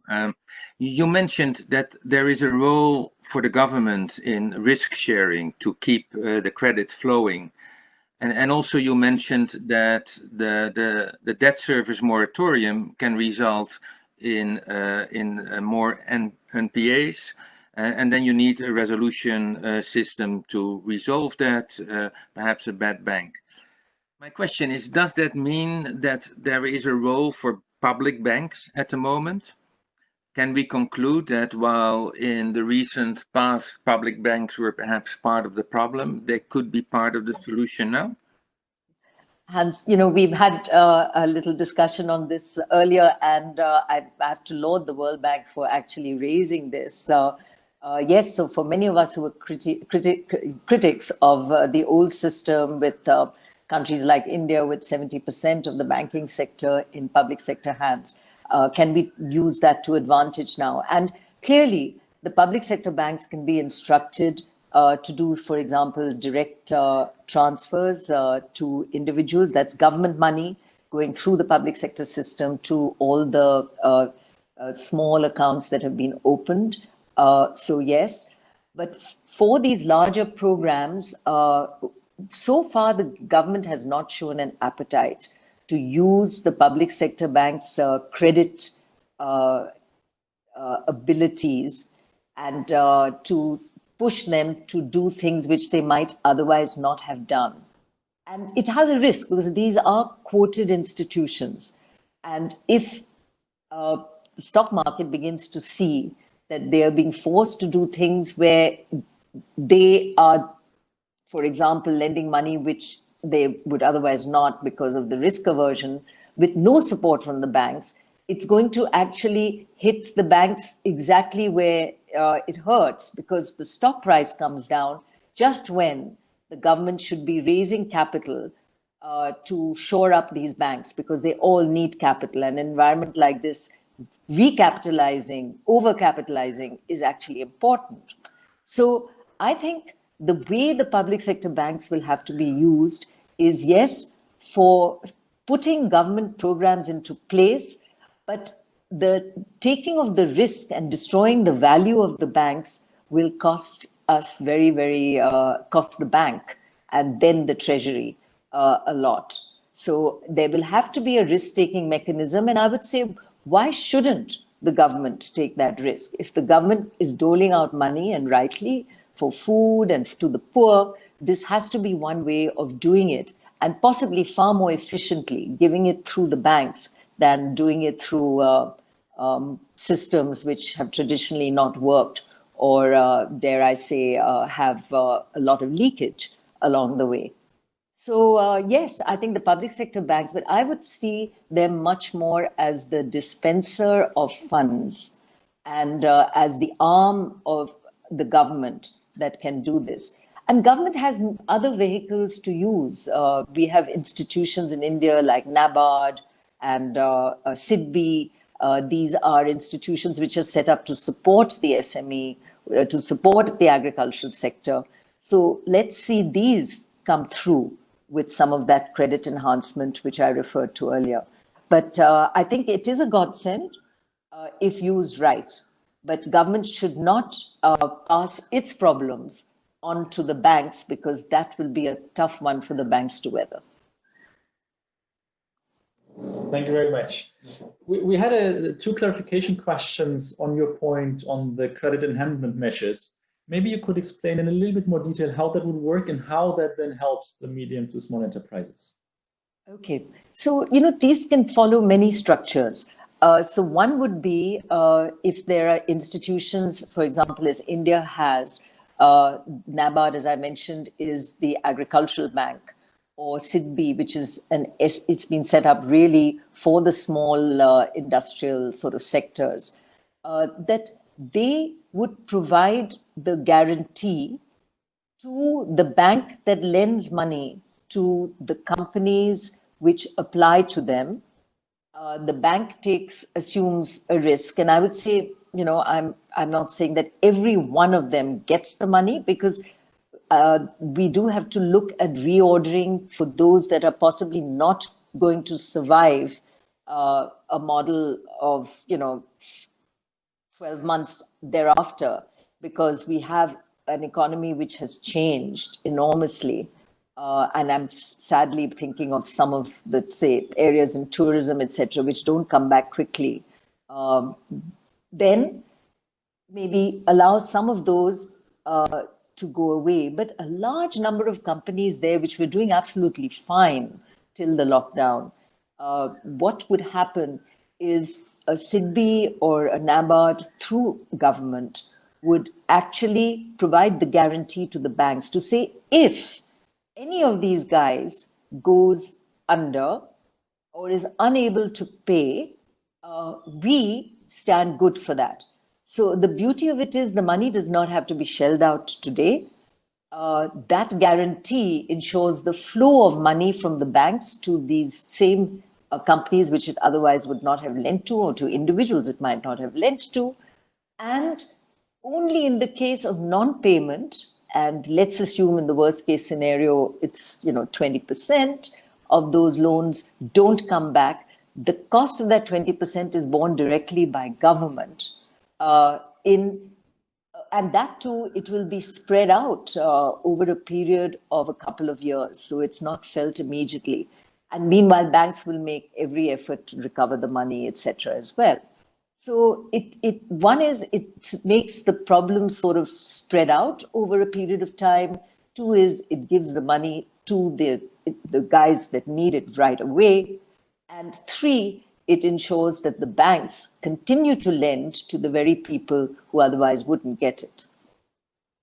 Thank you very much. Unfortunately, we are nearly out of time in this session, but I need to ask you one more question that goes a little bit beyond the financial sector.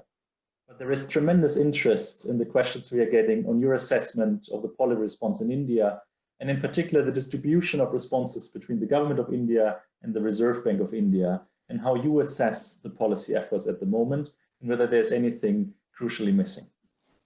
This is a huge subject. I think the Reserve Bank of India has done a noble job and has been spot on with a lot of the initiatives it's taken, which have largely been around putting liquidity into the system. What is missing is the risk sharing, which I mentioned. So government coming in there is critical. Government's own spends for what we have schemes for rural employment are important, because as these migrant labor go back to the villages, providing them livelihood, whether it's building, local water tanks or local roads. I mean, there are 100 infrastructure type of projects that they could hopefully be gainfully used in and form a skill bank where they can be used effectively.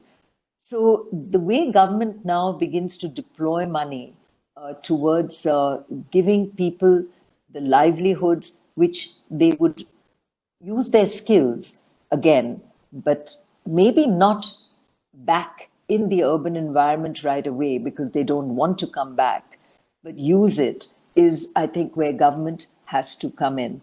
And then I think this whole thing around communication that was mentioned is important. To give people the confidence of getting back to work is also key. We have companies now in India that are back at 100% capacity, typically in the fast-moving consumer goods, some of our pharma companies, they're back at 100% capacity utilization. They've managed to get their workers back. But I fear there's also a lot of automation going on the side. So there are going to be fewer jobs for the same companies that deployed a lot of people because of these issues, which is unfortunate. But for every big company that comes back to work in this way, its entire supply chain. So you take a company like Hindustan Unilever, 100% capacity utilization, every distributor, every dealer, every retailer, every supplier back in business. So it's a huge chain all the way which gets sorted through.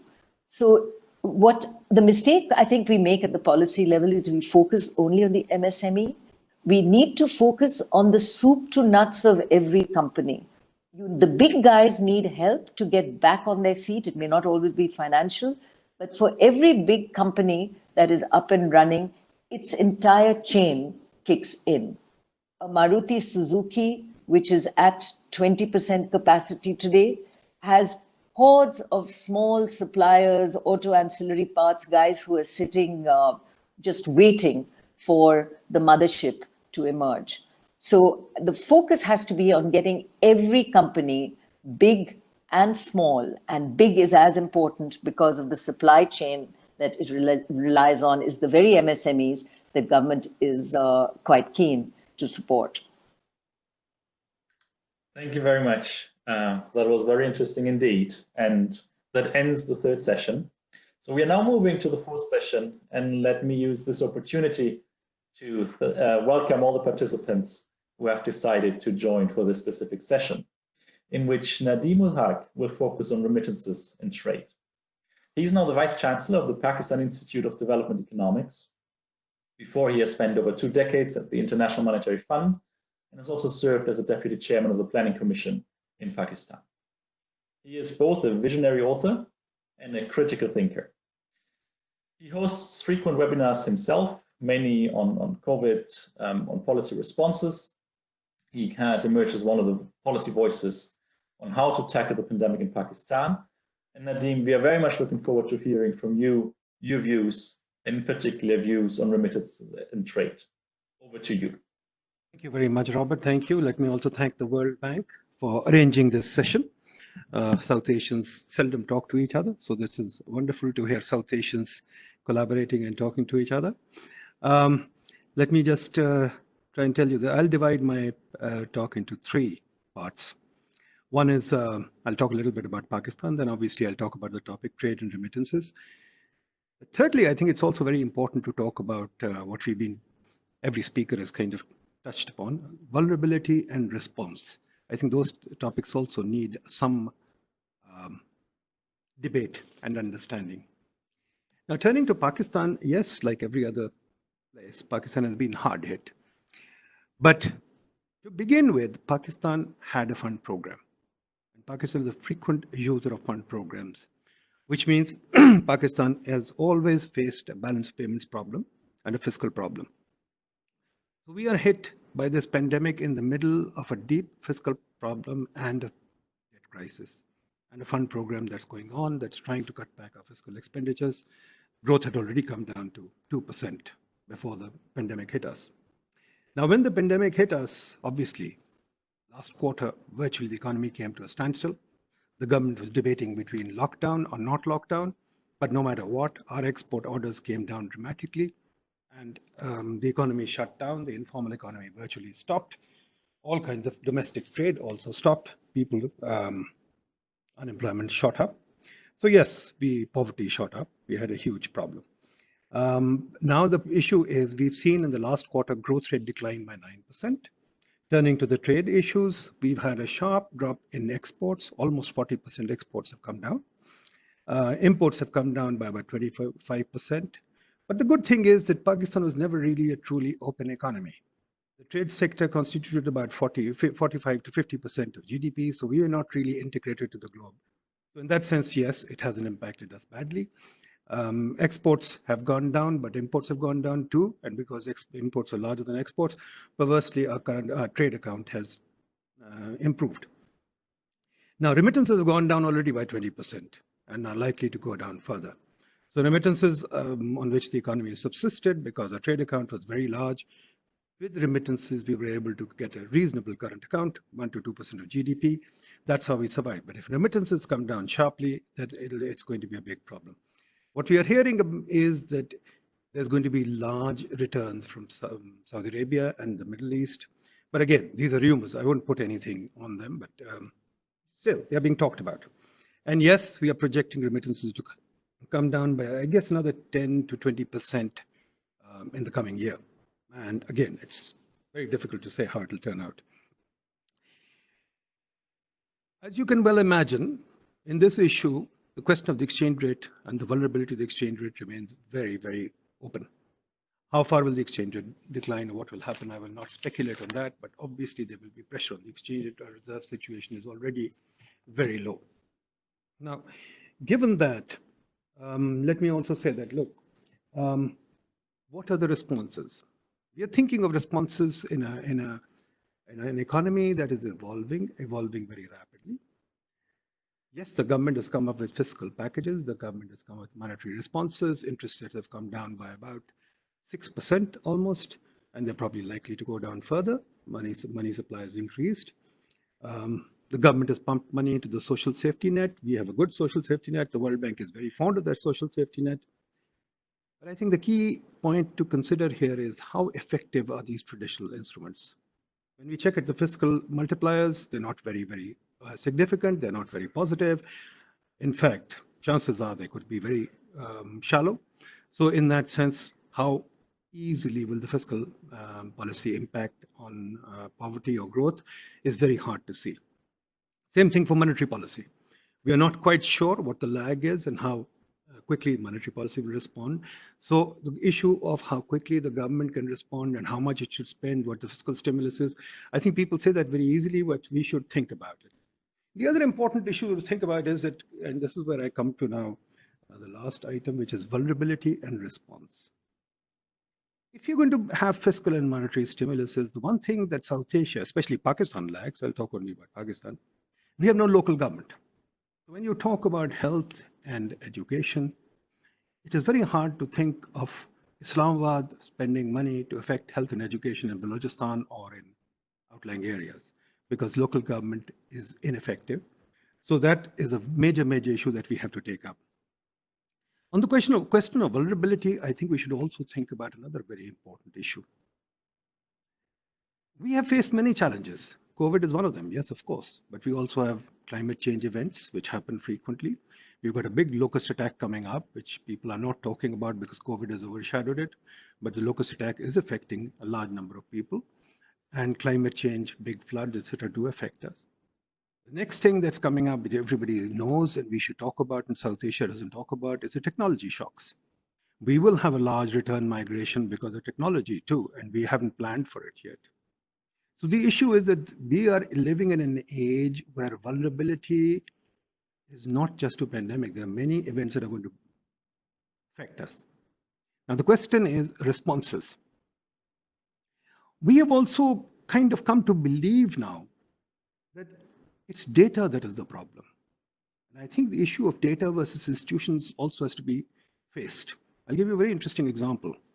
Last 2 or 3 days, there's been a big debate in this country on data. And the question of how many deaths, are the deaths number genuine or not? And people were talking about, in fact, one columnist wrote about it too, that why can't we get graveyard data? And there was a debate on that until it was pointed out that death and birth records are available and have been collected for the last 100 years. But unfortunately, we've lost the institutional capacity to be able to collect the data, even though it's available, and put it up as a report. In fact, the way it happens is when a donor agency comes along and puts some money, and then we collect the data and we present it. So the government has responded by saying, in order to prepare for COVID, perhaps we should have a donor project and Harvard should conduct it.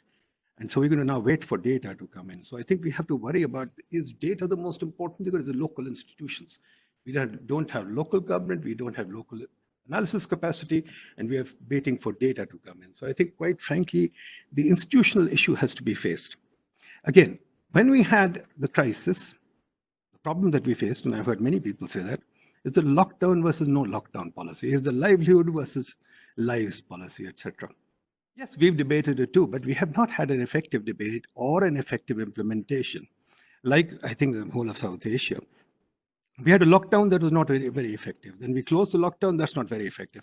Then Ramzan came along and we debated whether there should be communal prayers or not, and then we couldn't handle that. I submit to you, the problem is that an institutional decline has been so large that perhaps the government in itself may not have the capacity to do so many things that we ask it to do. We ask it to help small enterprises. Yes, we've done that too. We asked it to help the poor. Yes, we've done that too.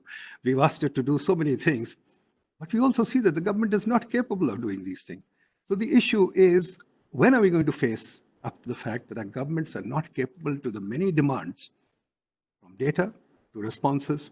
And I think one thing that we've delayed in South Asia for too long, especially in Pakistan, I would add, is the ability to build our government. We are still sitting there with a colonial government, and it is very hard to respond to the many challenges that globalization puts to us with an old-fashioned government, which is just not capable of handling these issues. And I think that's a situation that we must all face very clearly. Is our state capable of responding to things before we put on too many things? Because I find there are too many government agencies now who are tripping all over themselves. For example, when the floods came, we built a national disaster management agency. Now those agencies are fighting among themselves, so we put them aside, we built another agency. And then we have some other agencies that are coming in. So there are agencies tripping over themselves, and how do you confront a pandemic like this, which requires a war footing? So I think one thing that we should also debate is institution versus data debate. Are local institutions required, or is it just data that's available that will solve the problem? Finally, I think globalization itself has to be thought through. As you can see, even the US is having a problem. We may have a problem. Our lockdown hasn't succeeded. Our corona hasn't peaked. We may be seeing July, August, which might be closed down again. They're talking about possible second lockdown. So the second thing is that unfortunately it's very difficult to predict. I know we've gone into overdrive trying to predict the economy, trying to predict the future. But I think with such a sharp shock and a sharp structural change, it is very difficult to rely on these numbers going forward. And yet everybody has this confidence that I've got a model, I can predict numbers and I can move forward. But we've already seen that we failed to predict this pandemic. And the key issue is, how are we ready at the local level to deliver this on the needs of the people? And unfortunately, there we have got a big problem. We don't know what the hospital readiness is. We don't know what the ventilator readiness is. Yes, we've compiled data, but it's very unreliable and people are talking about it. So these are serious issues. And even though remittances are coming down, exports are coming down, I think we are in for a very tough year. And I don't know how we're going to survive in this year. So let me leave it at that. Thank you. Thank you very much, Nadeem. You mentioned many points, and we have a couple of questions relating to different angles of your presentation. Let me first ask you a question on the remittances, and I will be quoting that question. The question is, many South Asian migrants, particularly from the oil-rich Gulf area in the Middle East, becoming redundant and being asked to return to their home countries. But once these host economies open up and oil prices recover, what can South Asian governments do to revive remittances, if anything? To be fair, South Asian governments didn't send the workers there. The workers went of their own volition, and through their own contracting means, through their own, most often paying a fee to get there, through their own local information. I don't think South Asian governments will be able to do much to get them back. If there is a demand, they will go back. If there's no demand, they'll come back. Thank you very much. Second question is on the exports. Do you see the potential of exports industry in South Asia, such as business process outsourcing, IT, and textile and garments, to recover next year and integrate further into supply chains? Very difficult to say. There's going to be all kinds of responses. For example, there may be trade corridors that form along COVID lines, in which case we may be the outliers, who knows? So this is the kind of thing that I think is very, very difficult to predict. Yes, all efforts should be made. That's up to our industry. Can they make those efforts or not? Because ultimately it's a profit-making business, not something that the government can help with. The next question goes a bit beyond remittances and trade. It's a bit related to the political economy question again, and points that came up earlier. You strongly made the point that you think the health response lacks efficient local governance. Do you see room for a local governance reform? How would you empower local governments in Pakistan? It's a political question that needs to be sorted out. We are actively debating it, thinking about it, and I hope that someday it will be resolved, because ultimately health has to be a local government issue. We've got a very large urban population, almost 70% of the population is urban. We've got many cities that are huge, and those cities need a local health system, which they don't have. Centralization is causing a large problem, and it will be debated. I don't know how long it'll take. You questioned the effectiveness of the fiscal policy response due to low multipliers. What could the central government do to respond to the crisis? I think the central government at the moment is in a bind. They've got a fund program on their back. They've got a debt problem on their back. I don't think the federal government has much to do. I think the federal government, the most important thing it can do is get its own house in order. For example, our tax policy is very, very cumbersome. It imposes, even the World Bank says, it imposes a huge cost on doing business. It's time to get that in order. I think it's time to get our markets in order. I think it's time to get deregulation in order. The government can do a lot of work in terms of getting its own act together. Let's use this opportunity to get the government to understand that investment in private sector activity is their job, not the government's job, and the government to get it down to making itself more efficient, trimming itself down. Okay, the next question draws a parallel to the situation we heard in Bangladesh, where Hussein Sirurahman spoke about the new poor, those that lived above the poverty line before and are now falling into poverty. Could you assess the situation for Pakistan? Well, in Pakistan, we made an estimate that we will have something like another 20% of the new poor coming up. I mean, 20%, sorry, let me put it this way. Roughly about, we could have anywhere from 50 to 125 million poor, which if you take out the original poor, which is like something like 50 million, we could have anywhere between an additional 25 to 50 million poor. So the new poor could be anywhere between 25 to 50 million. Now, that's a huge number. What can be done for them? Yes, the government is planning to give them all kinds of subsidies. We've calculated the subsidy that should be given. It ranges from about 0.5 to 2% of GDP per month. Now, that kind of fiscal resources are very hard to come by. Also, the problem of distribution. How are we going to distribute the subsidy? I don't think we have efficient means to distribute the subsidy. The Prime Minister himself announced that we have no means, so he wanted to set up a new force to distribute food and distribute supplies to them. And then he kind of backed off. So it goes back to the issue of the capacity of the government. Yes, we can plan to spend the money, but actually delivering it to the right people is not something that we are ready for unless we have a good system of governance, the capacity to do it, and the capacity to develop a local government. I think it goes far beyond the data issue. It is local capacity matters. And the debate that we have in the international arena is that it's all data, capacity, local capacity doesn't matter.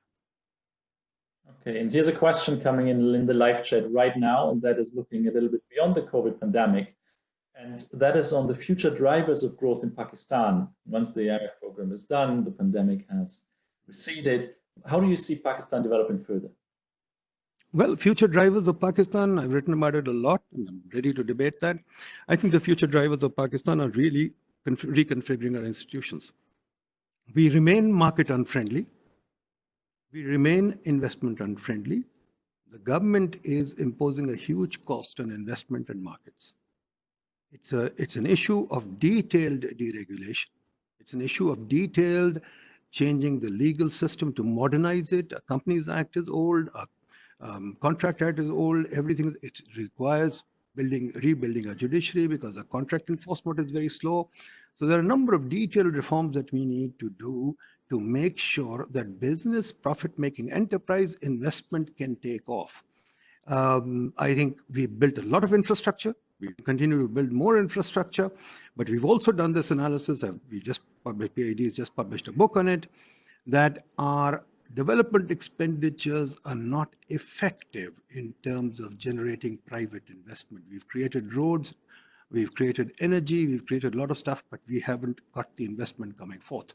So we have to take into account, it's not just a question of building infrastructure, it's building an investment climate that makes things work. Our investment GDP ratio remains at 15%. And you will agree with me, Robert, that at 15%, I don't think we can grow very far. So we have to get that to at least 30%, like India or something.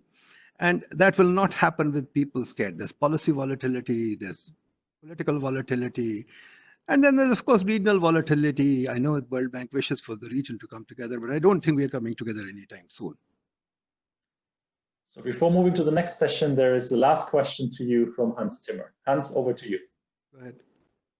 Thanks so much. You mentioned a couple of times the lack of capacity at the local level, the local government. So my question is, how do you build up that capacity? Is it by empowering more the local governments, or is it by changing the incentives and having more competition across local governments? How do you change this situation? Hans, I don't mean there's no capacity at the local level. There's no capacity at the central level. Local government doesn't exist. Local government has to be built.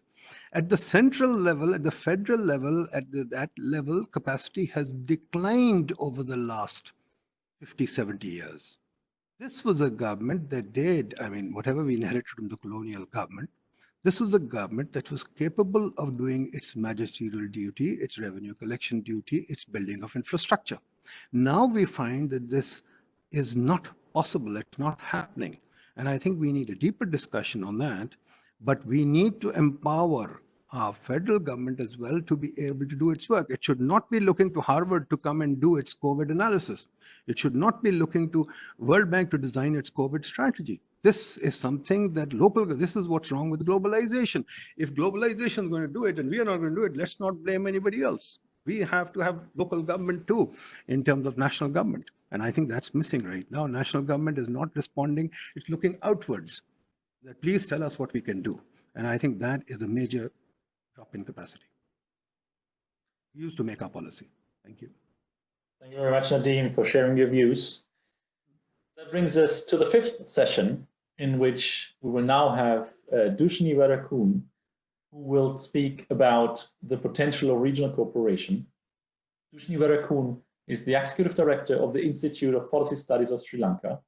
She's also a member of the Trade and Productivity Commission of the Ministry of Development Strategies and International Trade. And she's a member of the Monetary Board of the Central Bank of Sri Lanka. And that, by the way, reminds me about the great conference on external stability and trade that we organized together at the Central Bank last spring.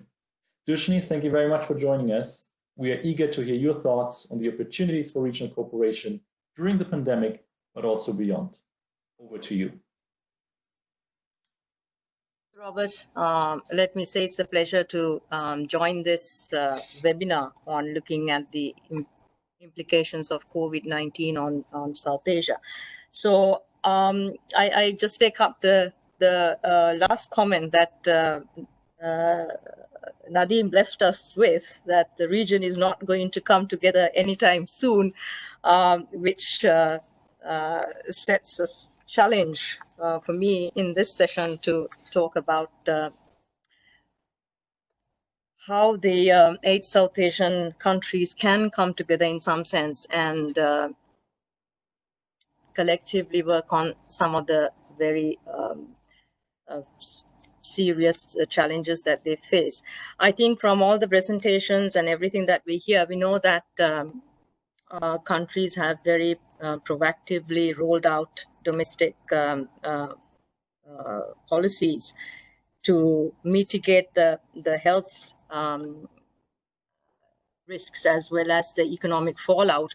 But acting alone is not sufficient. I do agree that a regional sort of the mechanisms should be used to complement the policies that are taken at the national level.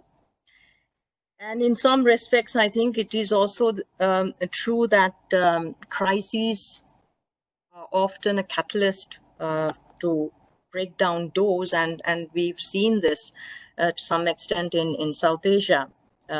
After a lapse of more than 5 years, the heads of state came together for a video conference, and 7 of the heads of state and Pakistan's Minister of Health joined in that. And I think that's an encouraging sign that the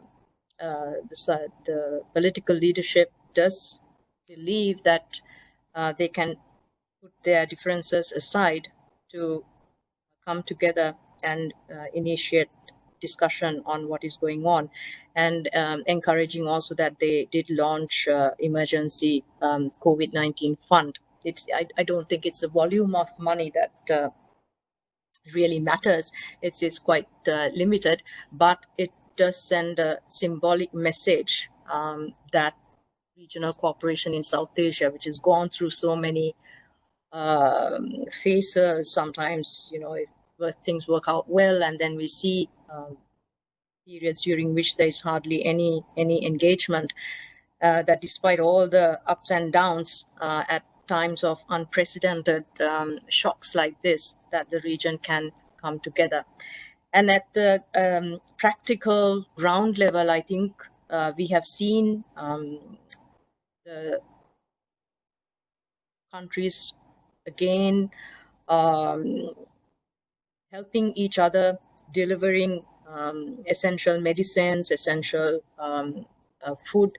Sri Lanka has been at the receiving end of, I think, 3 or more consignments of medical supplies from India. And I think we've all also seen that all the governments have worked with each other to try and get their nationals back, the ones who've been stranded in neighboring countries. So I don't think it's all, I think there is some encouraging signs that the momentum that's been generated can result in certain concrete steps being taken.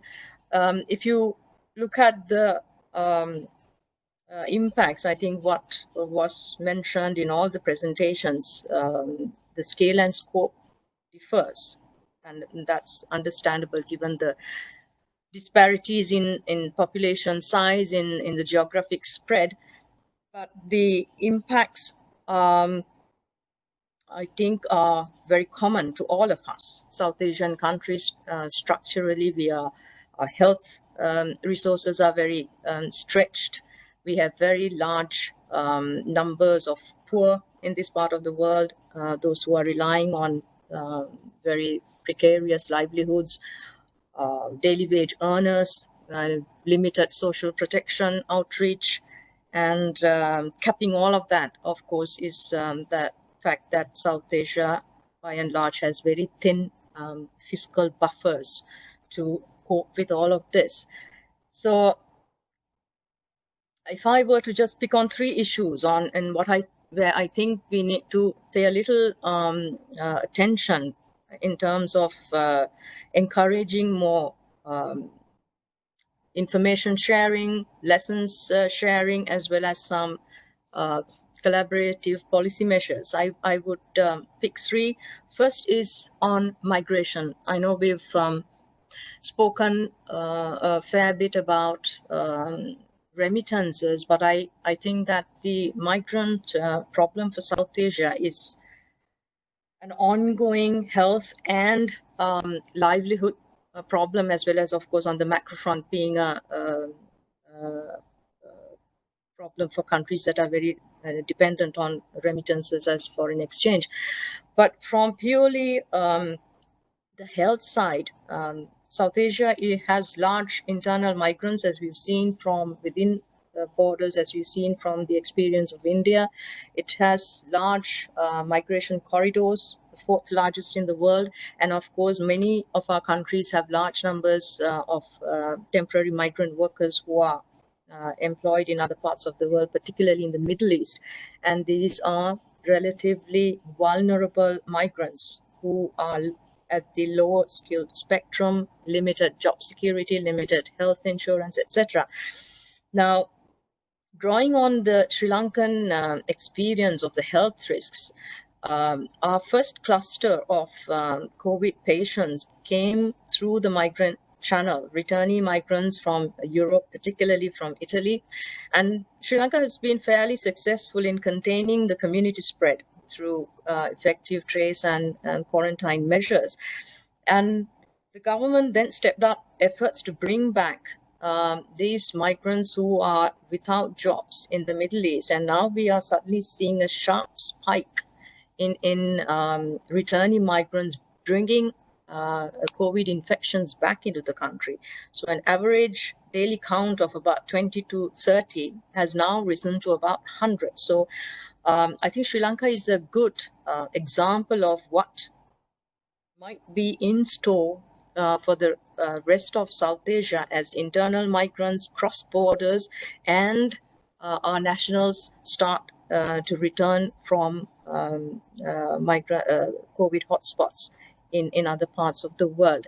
So how do we, as a region, how do we address this? What are the information sharing mechanisms? What are the common policy measures? Even if we look at the EU, one of the most integrated regions, they have failed in many respects to coordinate policy responses. But I think South Asia has to do better because if we want to ease into reviving the economy, I think it's important that we are able to open up cross-border movements. We depend a lot on regional tourism, education sector, business travel, etc. So coordinated response to the looming migrant movement across borders, I think is important.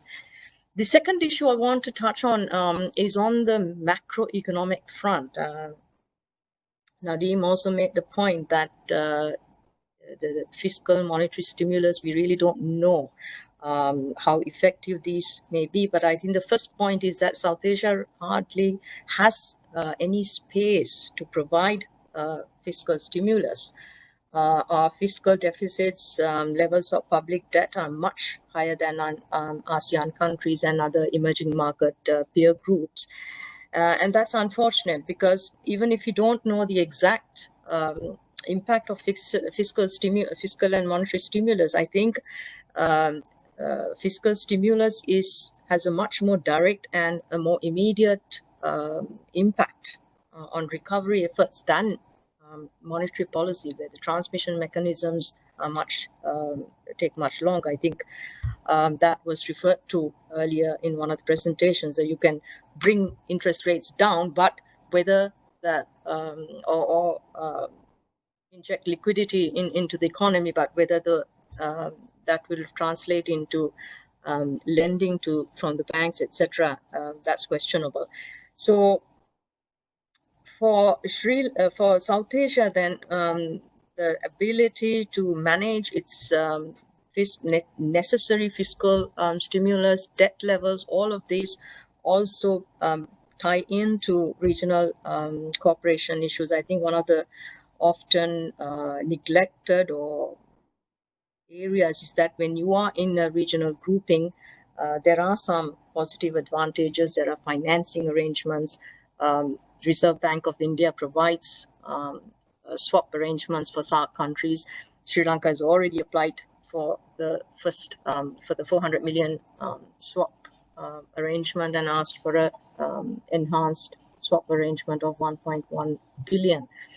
But even beyond that, I think it is important for SAARC to work with other blocks in Asia, like ASEAN, and work with development banks like the ADB, World Bank, and the Asian AIIB to provide comprehensive rules-based fiscal mechanisms that will retain confidence and stability of the macroeconomic environment. In the absence of that, what I fear is that countries that are much more highly indebted will continue to face sovereign risk, rating downgrades, etc., at a time where their access to international capital markets is becoming even more tighter. So coordinated response in terms of providing some kind of a rules-based fiscal stimulus mechanisms by bringing all these regional actors together in Asia, I think will provide some stability on that front. And the third and final point I want to touch on is on the issue of trade and investment. Not necessarily the nuts and bolts of trying to integrate trade in South Asia. On this point, I'm with Nadeem on this. I've worked on South Asian trade integration, and I know how hard it has been to move that agenda along. But I think there is a need for policy makers, for researchers, development partners to come in on that debate and discussion on with the instinct sort of response to COVID has been to look inwards. I think that point was mentioned much earlier, and it is a continuation of the in some sense the anti-globalization discussion that's come to the fore since the global financial crisis. It got another fresh sort of momentum with the China-US trade war, and this is post-COVID. It's seen almost as a continuation of that anti-globalization discussion as countries look inwards, and we've seen the initial clamp down on export of medical supplies, pharmaceuticals, etc. And countries like mine that are undergoing some degree of foreign exchange pressure have gone a step further and imposed temporary restrictions on capital outflows as well as on non-essential imports. But I think when we come to that economic recovery phase, and we're easing into it, but at some point we'll come in more strongly to try and understand what growth drivers will be. That question keeps coming up, and what is the role for South Asia as a regional grouping? Is there room to push this agenda forward as a regional in a regional setting? And I think that brings me to the literature that I'm seeing on global supply networks, global value chains, where it is increasingly being argued that these are not going to be as widespread as they have been before the COVID-19 struck, that they are going to be much more compact in order to mitigate the risks we've seen in terms of the disruptions that occur when you are sourcing from a very wide sort of network spread around the world. So, and that these new forms of global supply chains will be much more regionally centered or regionally focused. So I think there is very some opening for South Asia to look at perhaps just pushing at least one or two regional global supply chains in a much more forceful manner than we've done before, and using the positives that have come out of this COVID-19 experience, and that is the shift to technology, digital trade, e-commerce, and the application again of technology to trade facilitation, etc., to try and push that agenda, trade policy agenda forward. So I stop there. But these are the three issues that I picked up, but I think there's many more areas in which South Asian cooperation can be effective. But given time constraints, just those three. Thank you very much, Dushni, for these very clear points and for sharing your thoughts. Before going to questions from the participants, I would like to give the floor to Nena, who has a question for you. Dushni, thank you so much for your comments. You know, you mentioned the room for cooperation of not-for-profits and others. I want to just push you on that to understand how you think that might work.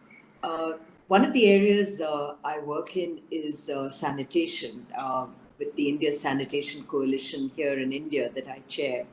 And clearly, COVID has thrown up quite nicely in some ways for us, our whole WASH agenda. So whether it is in, getting people to understand hygiene, washing hands, treatment of sewage, all of this is now very much at the forefront of how we can battle COVID, as indeed is personal hygiene and health. And I'm wondering what sort of groups could come together to share what is working and what is not. And the second and related question I have is around the whole livelihoods one. We have, excellent examples that have always come from BRAC. That is this the time for us to re-engage in the region, because our problems are quite similar, and look at best practices, and do you think this could work, and how best should we set about this? Yes, thank you, Naina, for those questions. On the issue of non-state actors interacting and collaborating, I think if you look back on South Asian cooperation, whether it's on the economic or non-economic, I think it has always been pushed by the non-state actors. The SAARC official process has been there in the background. Sometimes it has worked, sometimes it hasn't not worked, and therefore you have this SAARC track 1, track 2, track 1.5, all kinds of permutations and combinations coming through. And one of the arguments that's always made when we are sort of in a context where the official process tends to be not so active, is that it's still worth holding on to, because it has brought people-to-people contact, brought research institutions and academics together, brought the private sector of South Asian countries together, brought development partners to look at South Asia as a region and identify common problems and common solutions. So I think, it is not only in sanitation, it is on issues of gender, it is on issues of, as you mentioned, livelihoods. There are so many areas in which the experiences are very much the same, but the advantages are also that there are also divergences in experiences. India as a large country is way ahead of the rest of South Asia in certain in areas in finance and how you approach supporting SMEs, etc. Sri Lanka is as a country with a higher human development indicators, better healthcare facilities, comes with that advantage. So I think yes, and I see that with the new technology that you don't have to travel within the region. You're connecting on webinars. That conversation has really picked up across South Asia. So maybe that's not a bad thing. Thank you. Thank you. Let's now move to the questions of the participants. Dushni, you mentioned in your presentation the role of multilateral organizations in the discussion of fiscal rules. And there came a question here on your views on how multilateral organizations, like, for example, the World Bank, can facilitate regional cooperation. What's the role you see for them? I think that I mean, when I was making a reference to multi MFIs, in the current context, I see them as important partners in dealing with some of the macroeconomic stresses that the South Asian countries are facing in terms of, debt rescheduling and all, providing some degree of financing, etc., at individual country level. At the regional integration process, I think that has to come from the region itself. And I fully agree also with the point that was made that these have to come from within the private sectors of our countries. Do they see advantage in being more integrated with each other? Do they see better business opportunities? Why is it that South Asian countries see so much opposition to economic integration? And I think we need to ask those questions, understand, and then within that framework, assign roles to government, to private sector, to researchers, to development partners, because the criticism has always been that this integration process is an official process, and it is the government officers and researchers who are driving it, but there is really no demand for economic integration from the private sector. And if I take my own country, Sri Lanka, you would know how hard we have struggled to get a free trade agreement with India through, and in expanding that to investments in investment and services. So if there was a felt need for greater trade and investment integration, it has to be articulated by the private sector. And then it's much easier to say that the multilateral institutions are supporting that process. Otherwise, I think there is a disconnect that multilateral institutions are supporting a government-driven initiative that does not have popular ownership in the region at large. And that's my experience from having worked on SARC for 20 years, and I have stepped back because, at some point it speeds up and then it dies down for a good number of years, and then you wait to pick it up again. Thanks, Dushni. So I have a last question from a participant. You touched upon some of these things, and it may be a bit of a challenging one, but I'm sure you will find a good response. And since this is also the last session with a speaker, and we then move to the panel discussion, the attempt is to end on a positive note. So here's the question that someone sent in. What are the examples of regional cooperation in South Asia that make you hopeful for further coordination between South Asian countries during the COVID pandemic and beyond? I think just a few that I mentioned does give me does leave you feeling encouraged and hopeful that there can be more of that. First is that countries that are in some degree of financial distress can tap resources within South Asia to manage that. And that is a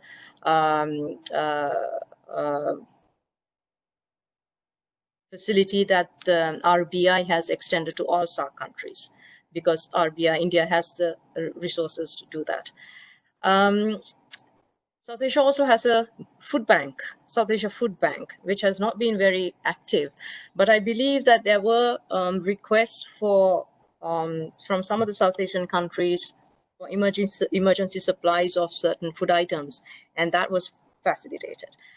At the same time, some of the countries had a need for emergency supply of certain medical supplies, and that also has been facilitated. The movement, repatriation of people who have been stranded. For instance, the Sri Lankan government, when it made a priority list of who to repatriate from where, they started with students who were stuck in various South Asian capitals, because we have a large numbers of Sri Lankan students who are studying in India, in Nepal, in Bangladesh, etc. So, you know, the links are there, and we've seen positive actions by all countries with, you know, recognizing that we are South Asians and helping our neighbors. I think it just remains to keep working on it and hoping that it evolves into something much stronger in time to come. Thank you very much, Dushni. And I want to also use this opportunity to thank again all other speakers, because this brings us to the end of the 5 topical sessions. This has been incredibly rich. It also has been long, and I understand that. We still have over 150 people connected though. And I think it was very interesting to touch upon the different areas with the different speakers. And we don't want to end here, because it's such a pleasure to have all of you connected, that we really want to benefit from having you discussing together interactively on some of the issues that we haven't tackled upon yet. And we have 30 minutes for that. I hope that you will be able to respond to each other. And I'm very excited to have you all in this. Now, the first question that I want to put for everyone is, I think, extremely important. It's on a topic that has been mentioned in a couple of presentations here and there, but maybe we didn't give it the attention it deserves. And this question is on, and now I quote, the enormous impact of COVID-19 in exacerbating gender inequality on all fronts in the region. And the question is more detailed than that. The question lays out a couple of areas where these effects are very prominent. A, the inevitable spike in domestic violence as the lockdowns continue.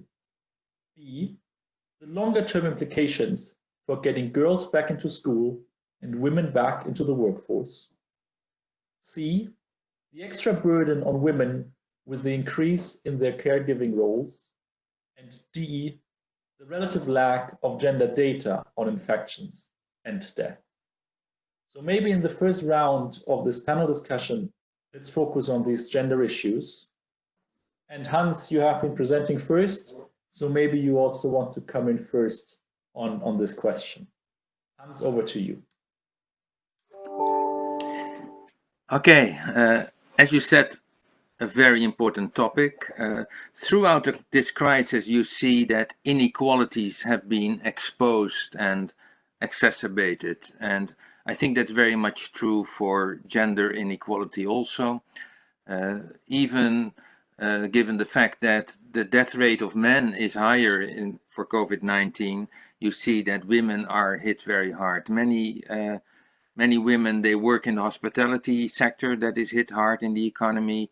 There is big concern indeed about girls leaving school permanently, not just because the schools are closed, it's difficult to get back, but also because of the decline in incomes. And indeed, there are many reports about increased domestic violence. So the question is, what can be done about it?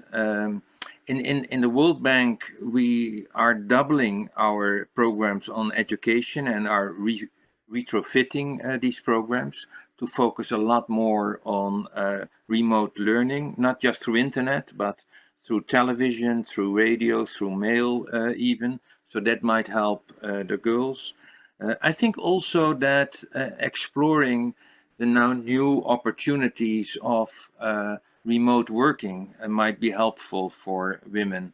What we have seen in the last couple of years is that the dangers of the commute keep a lot of the women at home. And so these new experiences, these new technologies might help there. But I don't have all the answers. It's an incredibly important topic for South Asia.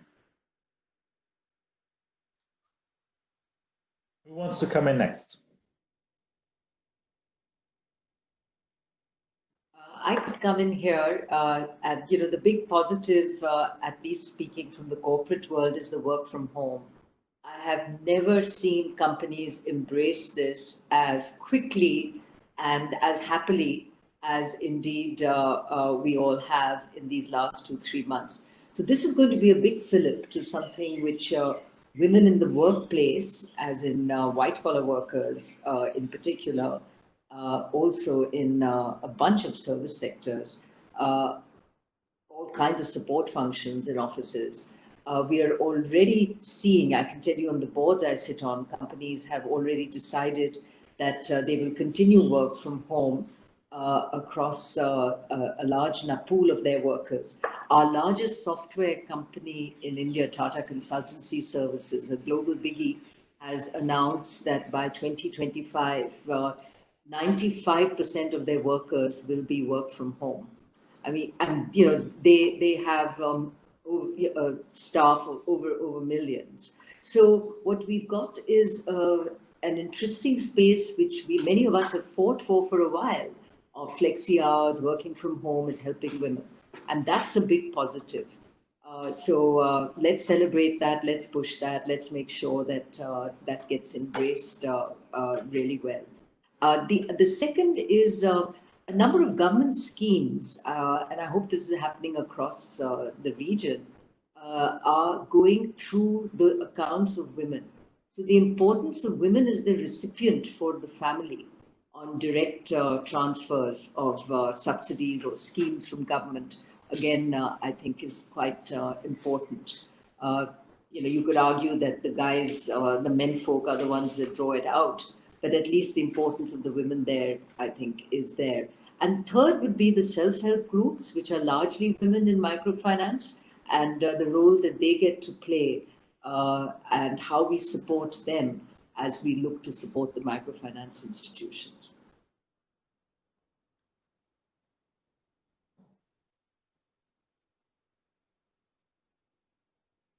Hossein Silaraman will come in next.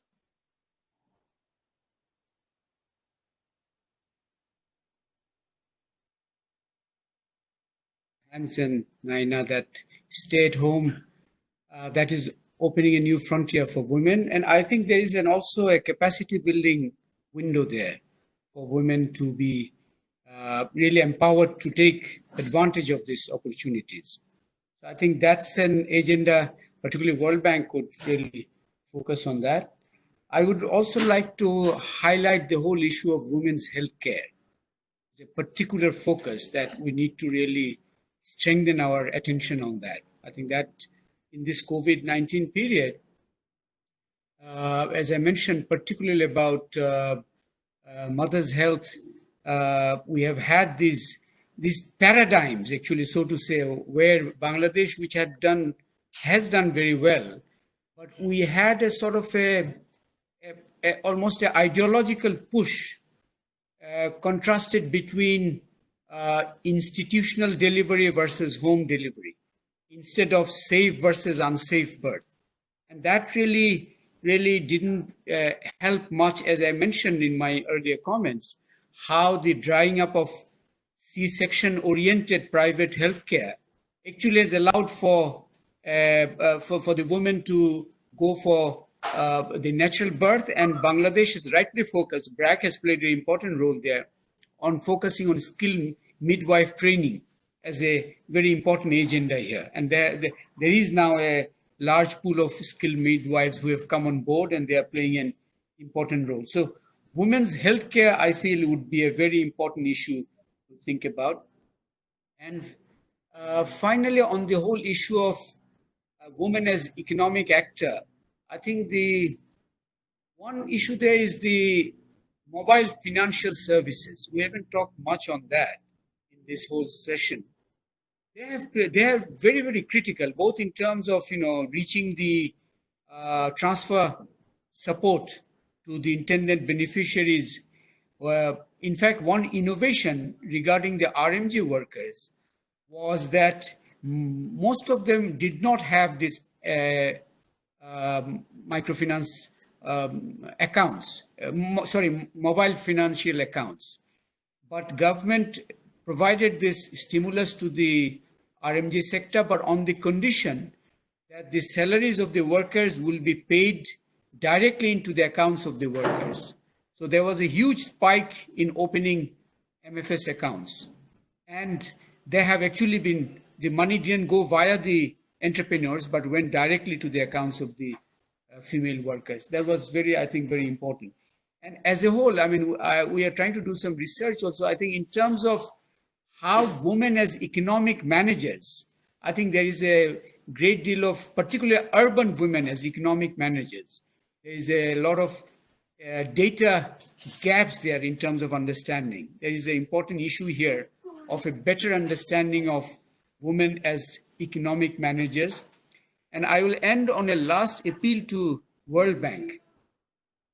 I mean, Naina also mentioned that the MFI clientele, a large part of them are women. Now, BRAC has a large MFI operation. It is in fact much bigger. The size of the operation is much bigger than many banks. Down the line, I see that the collection has stopped. There is a crisis now at the moment. There is a little pickup now happening with the opening. But say in 2-3 months' time, the MFI like BRAC would really stand to play a critical role in rejuvenating the rural economy if they had a large liquidity injection, which they are currently lacking actually. Now, the central bank has given like peanuts in terms of a little handout, so to say.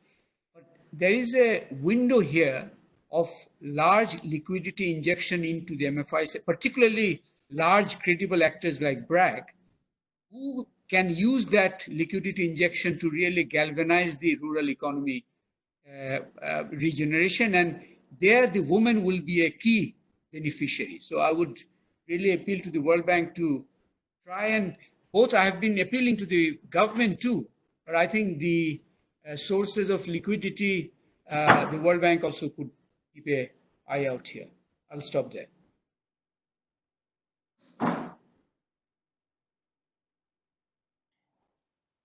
One point on the gender query that I had, point that was raised is, I see the potential for more women to join the labor force. I think that South Asia as a region suffers from having low female labor force participation. But at the same time, I think it's important that we don't lose sight of the inequalities that might come as a result of it. When we look at the distribution of access to internet, access to technology, etc., there is a gender gap, and there is a urban-rural gap, quite significant in some parts of South Asia. So in some sense, it will be the women who are more educated, who have access to these technologies, who are familiar with how to use those technologies, that will in some sense be the beneficiaries of that shift to work from home. So I think I see the positives, but at the same time,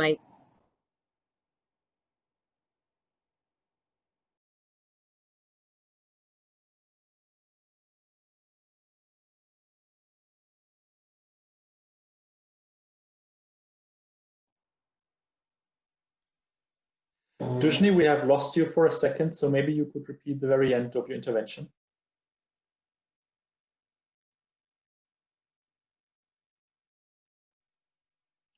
Sorry, Robert. No, I'm done. Was it I? We missed your very last sentence, so maybe you could just.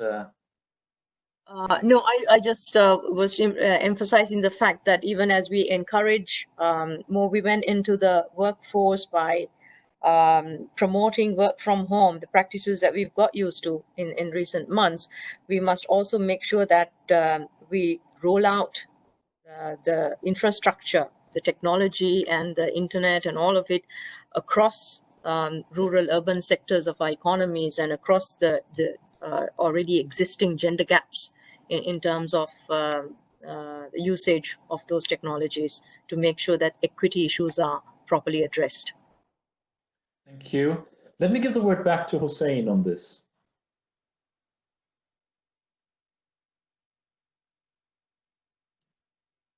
No, I think what Roshni mentioned was, in a way, I had also mentioned this about that you need to really capacity enhancement.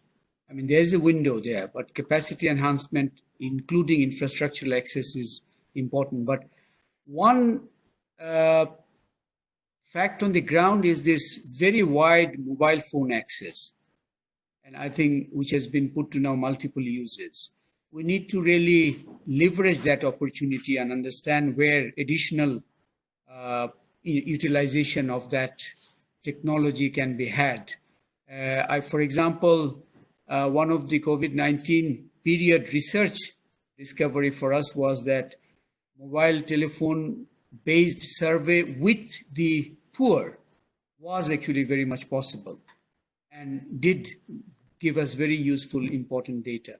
But that's just one from the researcher's angle. But I think the use of the widespread presence of mobile phone, how we can better use that, and based on that, the MFS accounts have also spread. So I think that's a window we need to understand and think about better. If I could just come in here, some of the work that we have been doing at the New Climate Economy is around planning of cities in an environment where we look to save the environment and obviously have a positive impact on pollution.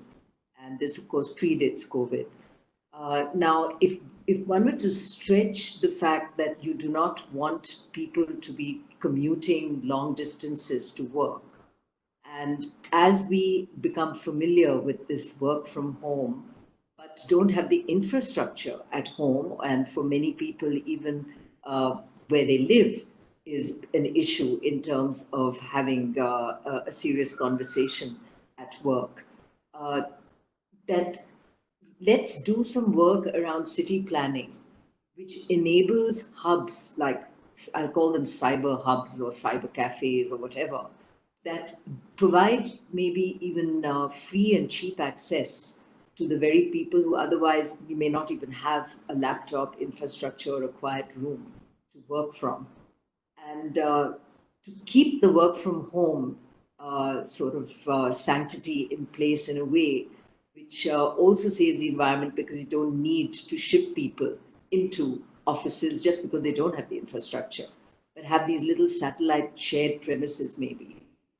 So let's think about our cities in an environment which also helps those that don't have access.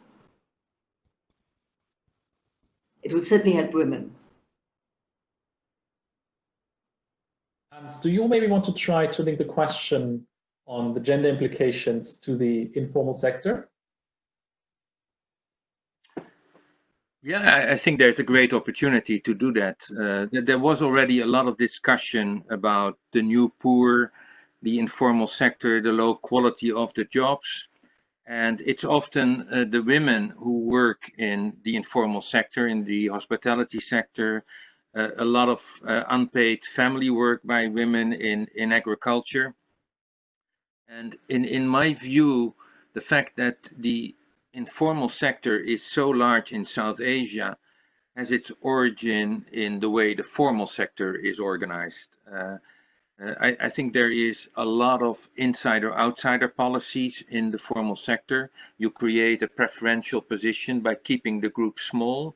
As a result of that, you have a lot of outsiders in the informal sector. And I agree very much with what was said, that we have to focus more on the informal sector and how to make that productive. That's important for women also. And so the question I have is, to what extent is it possible to create export opportunities also in the informal sector? Not necessarily this is always non-tradable goods. So first of all, tourism is exports. But in agriculture, there are a lot of export opportunities to niche markets also. Ready-made garments is an export opportunities. And there are these examples in Chinese villages where women make handicraft, and then they use the e-commerce across borders to sell that. And these villages are prosperous now with a lot of work for women. So I think that there is a great opportunity to link the gender inequality with all the problems in the informal sector, and there must be initiatives to create more jobs and more productivity there.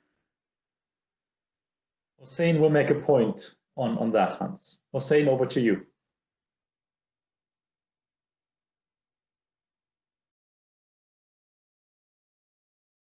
Between formal and informal.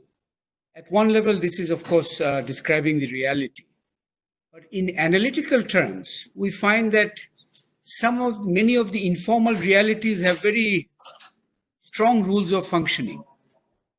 And some of the formal structures have very informal ways of working. And I think there is a challenge in terms of, I would really welcome Dushni Nayan and others for a regional cooperation initiative. In fact, I was with Saman Kelegama and Ila Bhatt on the SARC Poverty Commission a decade back. I think we need to get a better handle on our understanding of what is the informal. The informal economy, I think, demands a knowledge initiative, because in the policymaker's mind, informal is residual. Informal has to be made formal. That's the type of policy thinking we have become accustomed to. I think it's important to really unpack that and try and see whether there is different way of understanding this. And I think through that, we may be opening the windows for women and men and others that we are thinking about. Over. Hans, let me give the word back to you, since the South Asia Chief Economist Office of the World Bank is doing so much work on the informal sector now. Yeah, I think I couldn't agree more with that last point, that traditionally we think about developments and governments think like that the solution is bringing all the informal workers into the current formal system. I don't think it's realistic. I don't think it's the opportunity. When 80% or more of the people work in the informal sector, you really have to become, you have to think from scratch on how to create a better situation for those people. And I think that means changes in the way we organize social safety nets. It means the way we organize access to banks and finance, but also opportunities to exports. That there are not enough incentives for the current informal workers to join the formal sector. In the formal sector, you have all the political connections, the connections to the big banks that they want to keep like that. I think this is time to come with really new initiatives for the informal sector. So if I can just come in here, in that, you mentioned Ila Bhatt, and I think my husband has worked very closely with Seva, and I'm a great fan of that model, where in fact you have individual entrepreneurs, but just because of the way they're organized, I would say they're formal. They're not informal, but in everyone's mind they may well look informal because they're actually often women just working from home. So maybe what we really, or just the sheer strength of BRAC in the Bangladesh system, the pity of it is that we haven't seen more of such organizations, whether it's a Seva model or a BRAC model, mushroom. We need many BRACs in India and many Sevas.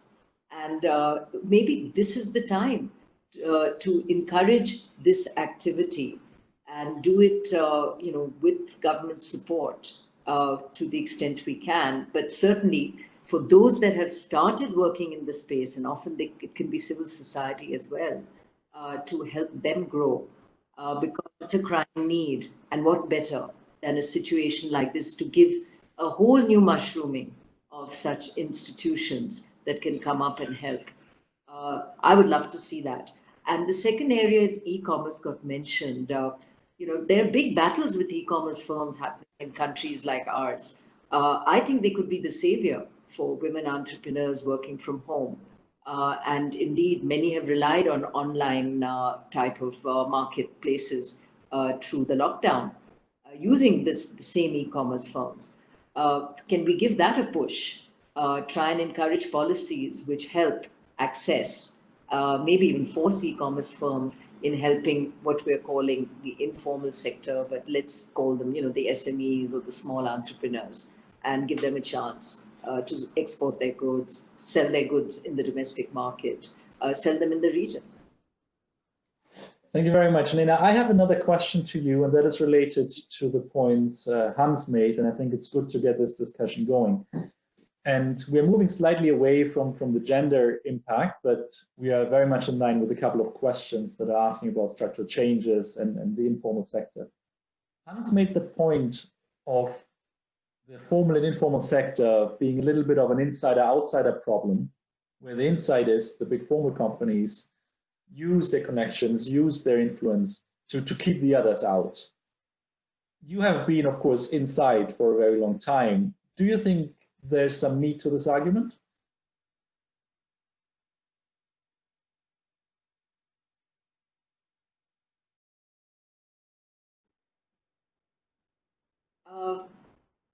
I think there's meat to the argument. I think that really comes from the fact that at the end of the day, we need to really support all players that have an economic right to exist.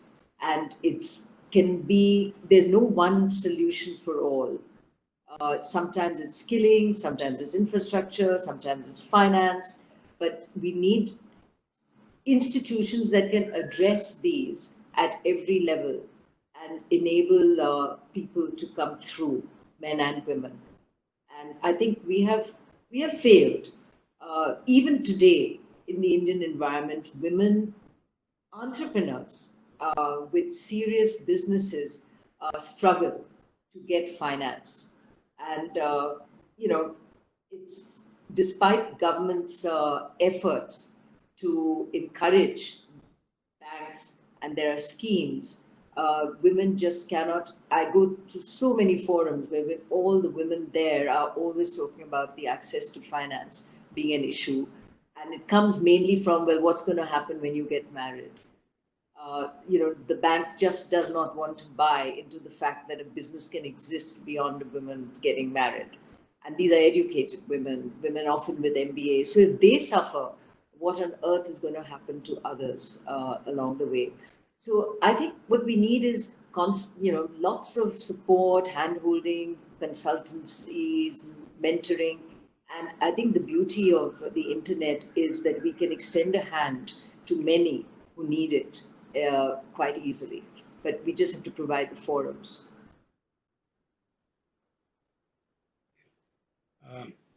Can I just come in? I think a window that would fit in very nicely here is the urban MFI, which is going to be a new window. And I think they can, from the outset, yes, getting access to the banks for the women is an opportunity we need to push. But I think the MFIs for the rural women also, they have shown their particular expertise in terms of getting access there. Urban MFI operations has not been that much actually, and in a way it's a new window. I think that could be a very important agenda that we take on board, where both the gender issue and the entrepreneurial part of it, not just in the urban context, it has to be more dynamic. What Hans was mentioning about connecting to larger value chains, etc., etc. I think we should prioritize this, and BRAC has been actually actively helping, has actively thinking about this, and I think that would also address the issue that World Bank's reports, South Asia report actually has consistently brought out the issue of the low economic participation rate of women in South Asia. And I think the urban women frontier and the urban MFI are a critical window where we need to all pull our thinking and really get some good programs going. Thank you. I think that's a great idea, Hussain. My biggest worry is we have very few examples of successful urban MFIs. And there are multiple reasons why many have failed. But, maybe it is cause for some discussion to figure out what that model might look like and what support it needs. Because I totally agree with you. If we can solve for that, it will be a fabulous way to ensure inclusion. This has to be a sort of a, we have to look at it like the new window that Professor Yunus was thinking in late 70s and 80s. With that level of sort of not just replicating the rural model, but really getting a grip on how the urban informal sector works, where are the strengths of the women, spatial distribution of their locations. I think at that level of going back to the basics is important here. We have to really delve that deep. But I think this is a critical window, as you're also saying, that this is a critical window we should really focus on. I'm very excited by this conversation. I think it's amazing to see all of you interacting. And I want to give the word last to Hans on this, and then I want to move to one more question from participants. Hans, over to you. Yeah, I just had a question for Naina. You said that banks fail to lend to women entrepreneurs based on a risk assessment. What is the role of norms in society? What we are seeing a lot is that you can't explain all the gender inequality in South Asia if you don't take into account the norms that probably will have to change first before you have a change in behavior. Yeah. So you raise a very interesting point, because the society norm was that women as the caretaker was so strong, where the pressures on the woman, whether, and often from her own mother, not just from the mother-in-law or the husband, was to cease to work, not necessarily when she got married, but by the time she had kids.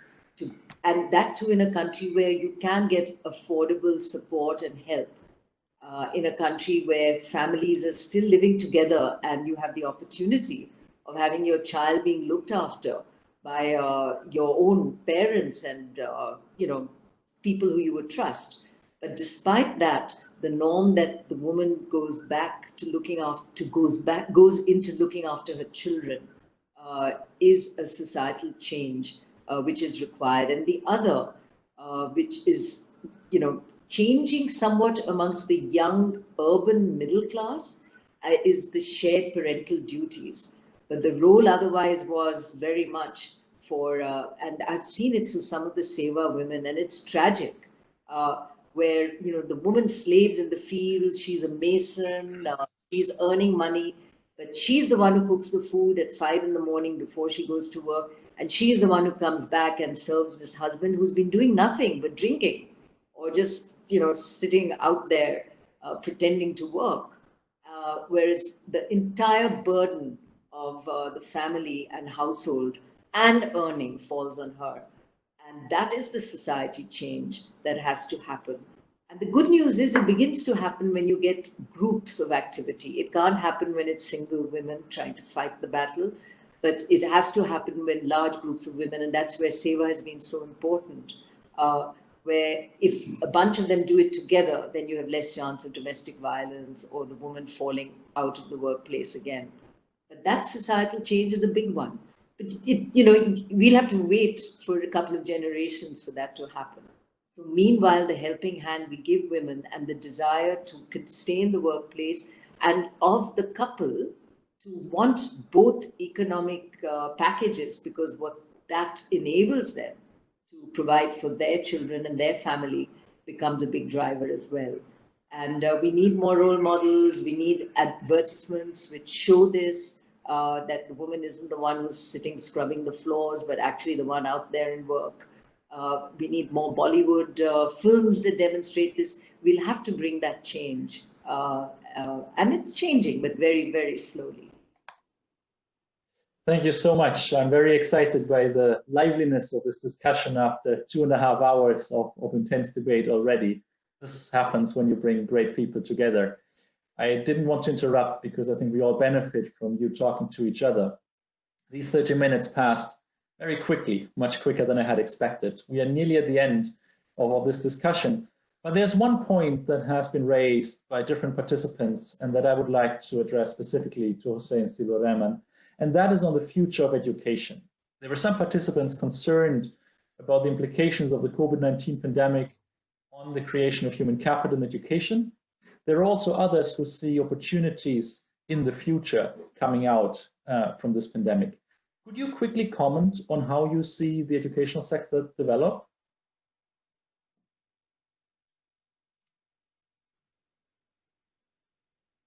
Certainly. I think COVID-19 obviously has had an immediate impact in terms of closure of schools. And there's going to be at BRAC level also, I mean, one worry we have is that some of these activities like education, the girls' schools, etc., have to be supported within BRAC's own financial management. These have to be supported, for example, from the support from the MFI profits, so to say. Now, some of the impact, I mean, there is both the fact that the school closures is a consequence of the lockdown, but going forward, from BRAC side, we also see a problem about lack of financial resources to continue on this social programs like education for girls, etc., etc. So that's a challenge at that level, at the financial level. But I would emphasize an additional point here. COVID-19 has an immediate problem due to the lockdown, etc. But I think South Asia, certainly in Bangladesh, but maybe not in Sri Lanka, maybe in parts of India and Pakistan too. The real issue about education in our countries is not just about access to education, is about low quality education actually. You have the quality divide is far, far more significant and really constrains the life choices of women, girls and boys. So I think we should, on education, we have to think on two tracks. One is how to recover from the shock provided by COVID-19. The other is this longer term challenge of the quality education.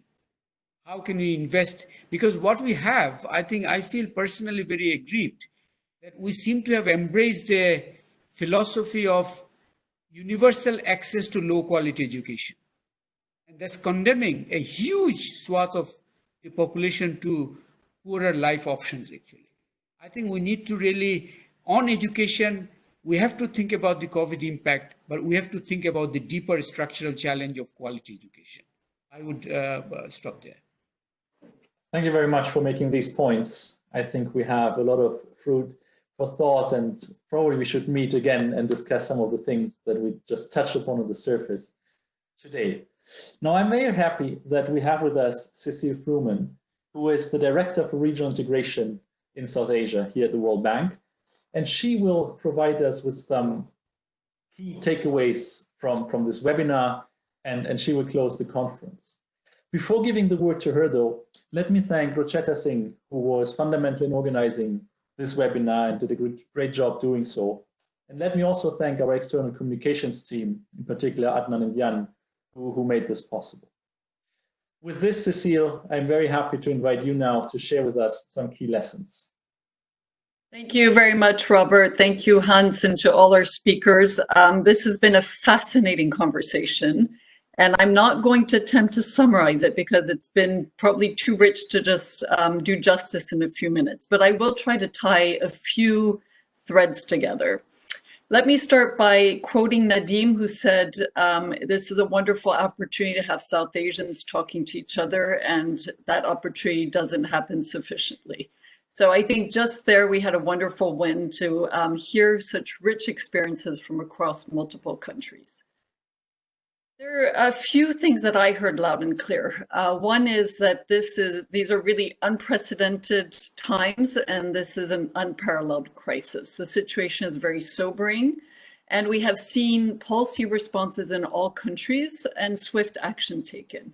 At the same time, governments have been unprepared, and that has been, I think, worldwide. No one saw this coming, and they have faced institutional capacity issues. We've seen some very good regional responses. Some may argue that they're more symbolic than they are real, but I think very significant, the fact that there has been dialogue amongst heads of state and that there has been action taken amongst SAARC countries to support each other. The second point is that I think there's broad convergence on the response going forward, that it is about protecting lives, protecting livelihoods and jobs, and then focusing on the longer term recovery. What this conversation reveals is that there are many nuances to all of this. So an important point was around this debate around lives versus livelihoods. Is this a real debate? Is it a false debate? Has it confused communication? Has it exacerbated fear? A lot of discussion around the new poor and the temporary poor, the meso economy and the dynamics of the sector, and how do we support these new poor going forward. I heard discussion around the efficiency of the response and how do we make sure that appropriate governance is in place, that political economy considerations are well taken care of, and that institutions in particular, national and local, are well equipped to respond. Lots of conversations around data and the quality of data and how do we make sure that we have good data to support good policy. There was a lot of discussion around certain sectors and in particular health, which as we all know is really in the limelight today, and considering health not so much as a sector but as a societal and economic response, and thinking also about how do we focus on hygiene and sanitation. Many great points, in particular from Nena on financial sector. I think the challenges have been well identified. The solutions are multiple. How do we put those in place to support MSMEs, but also the new and the urban poor? And then a real conversation around the drivers of growth going forward, and in particular, how do we maintain a strong role for private sector?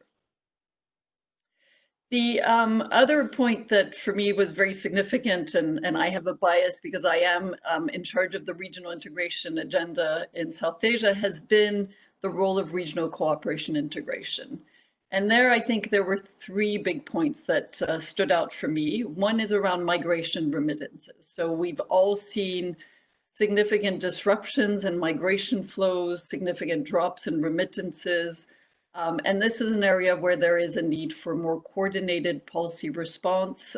We've seen some of that happen, and certainly there's opportunity to do much more. The second areas are on macro, where again, there have been some coordinated responses on fiscal stimulus, and Dushni talked about the role of RBI in the swap lines. And then the big one obviously is around trade and investment. And there we have seen that the initial response has been oftentimes to look inwards. So we've seen export restrictions, temporary restrictions on capital outflows, on non-essential imports. And there is a danger that we see more of that going forward. And certainly some of the rhetoric supports that.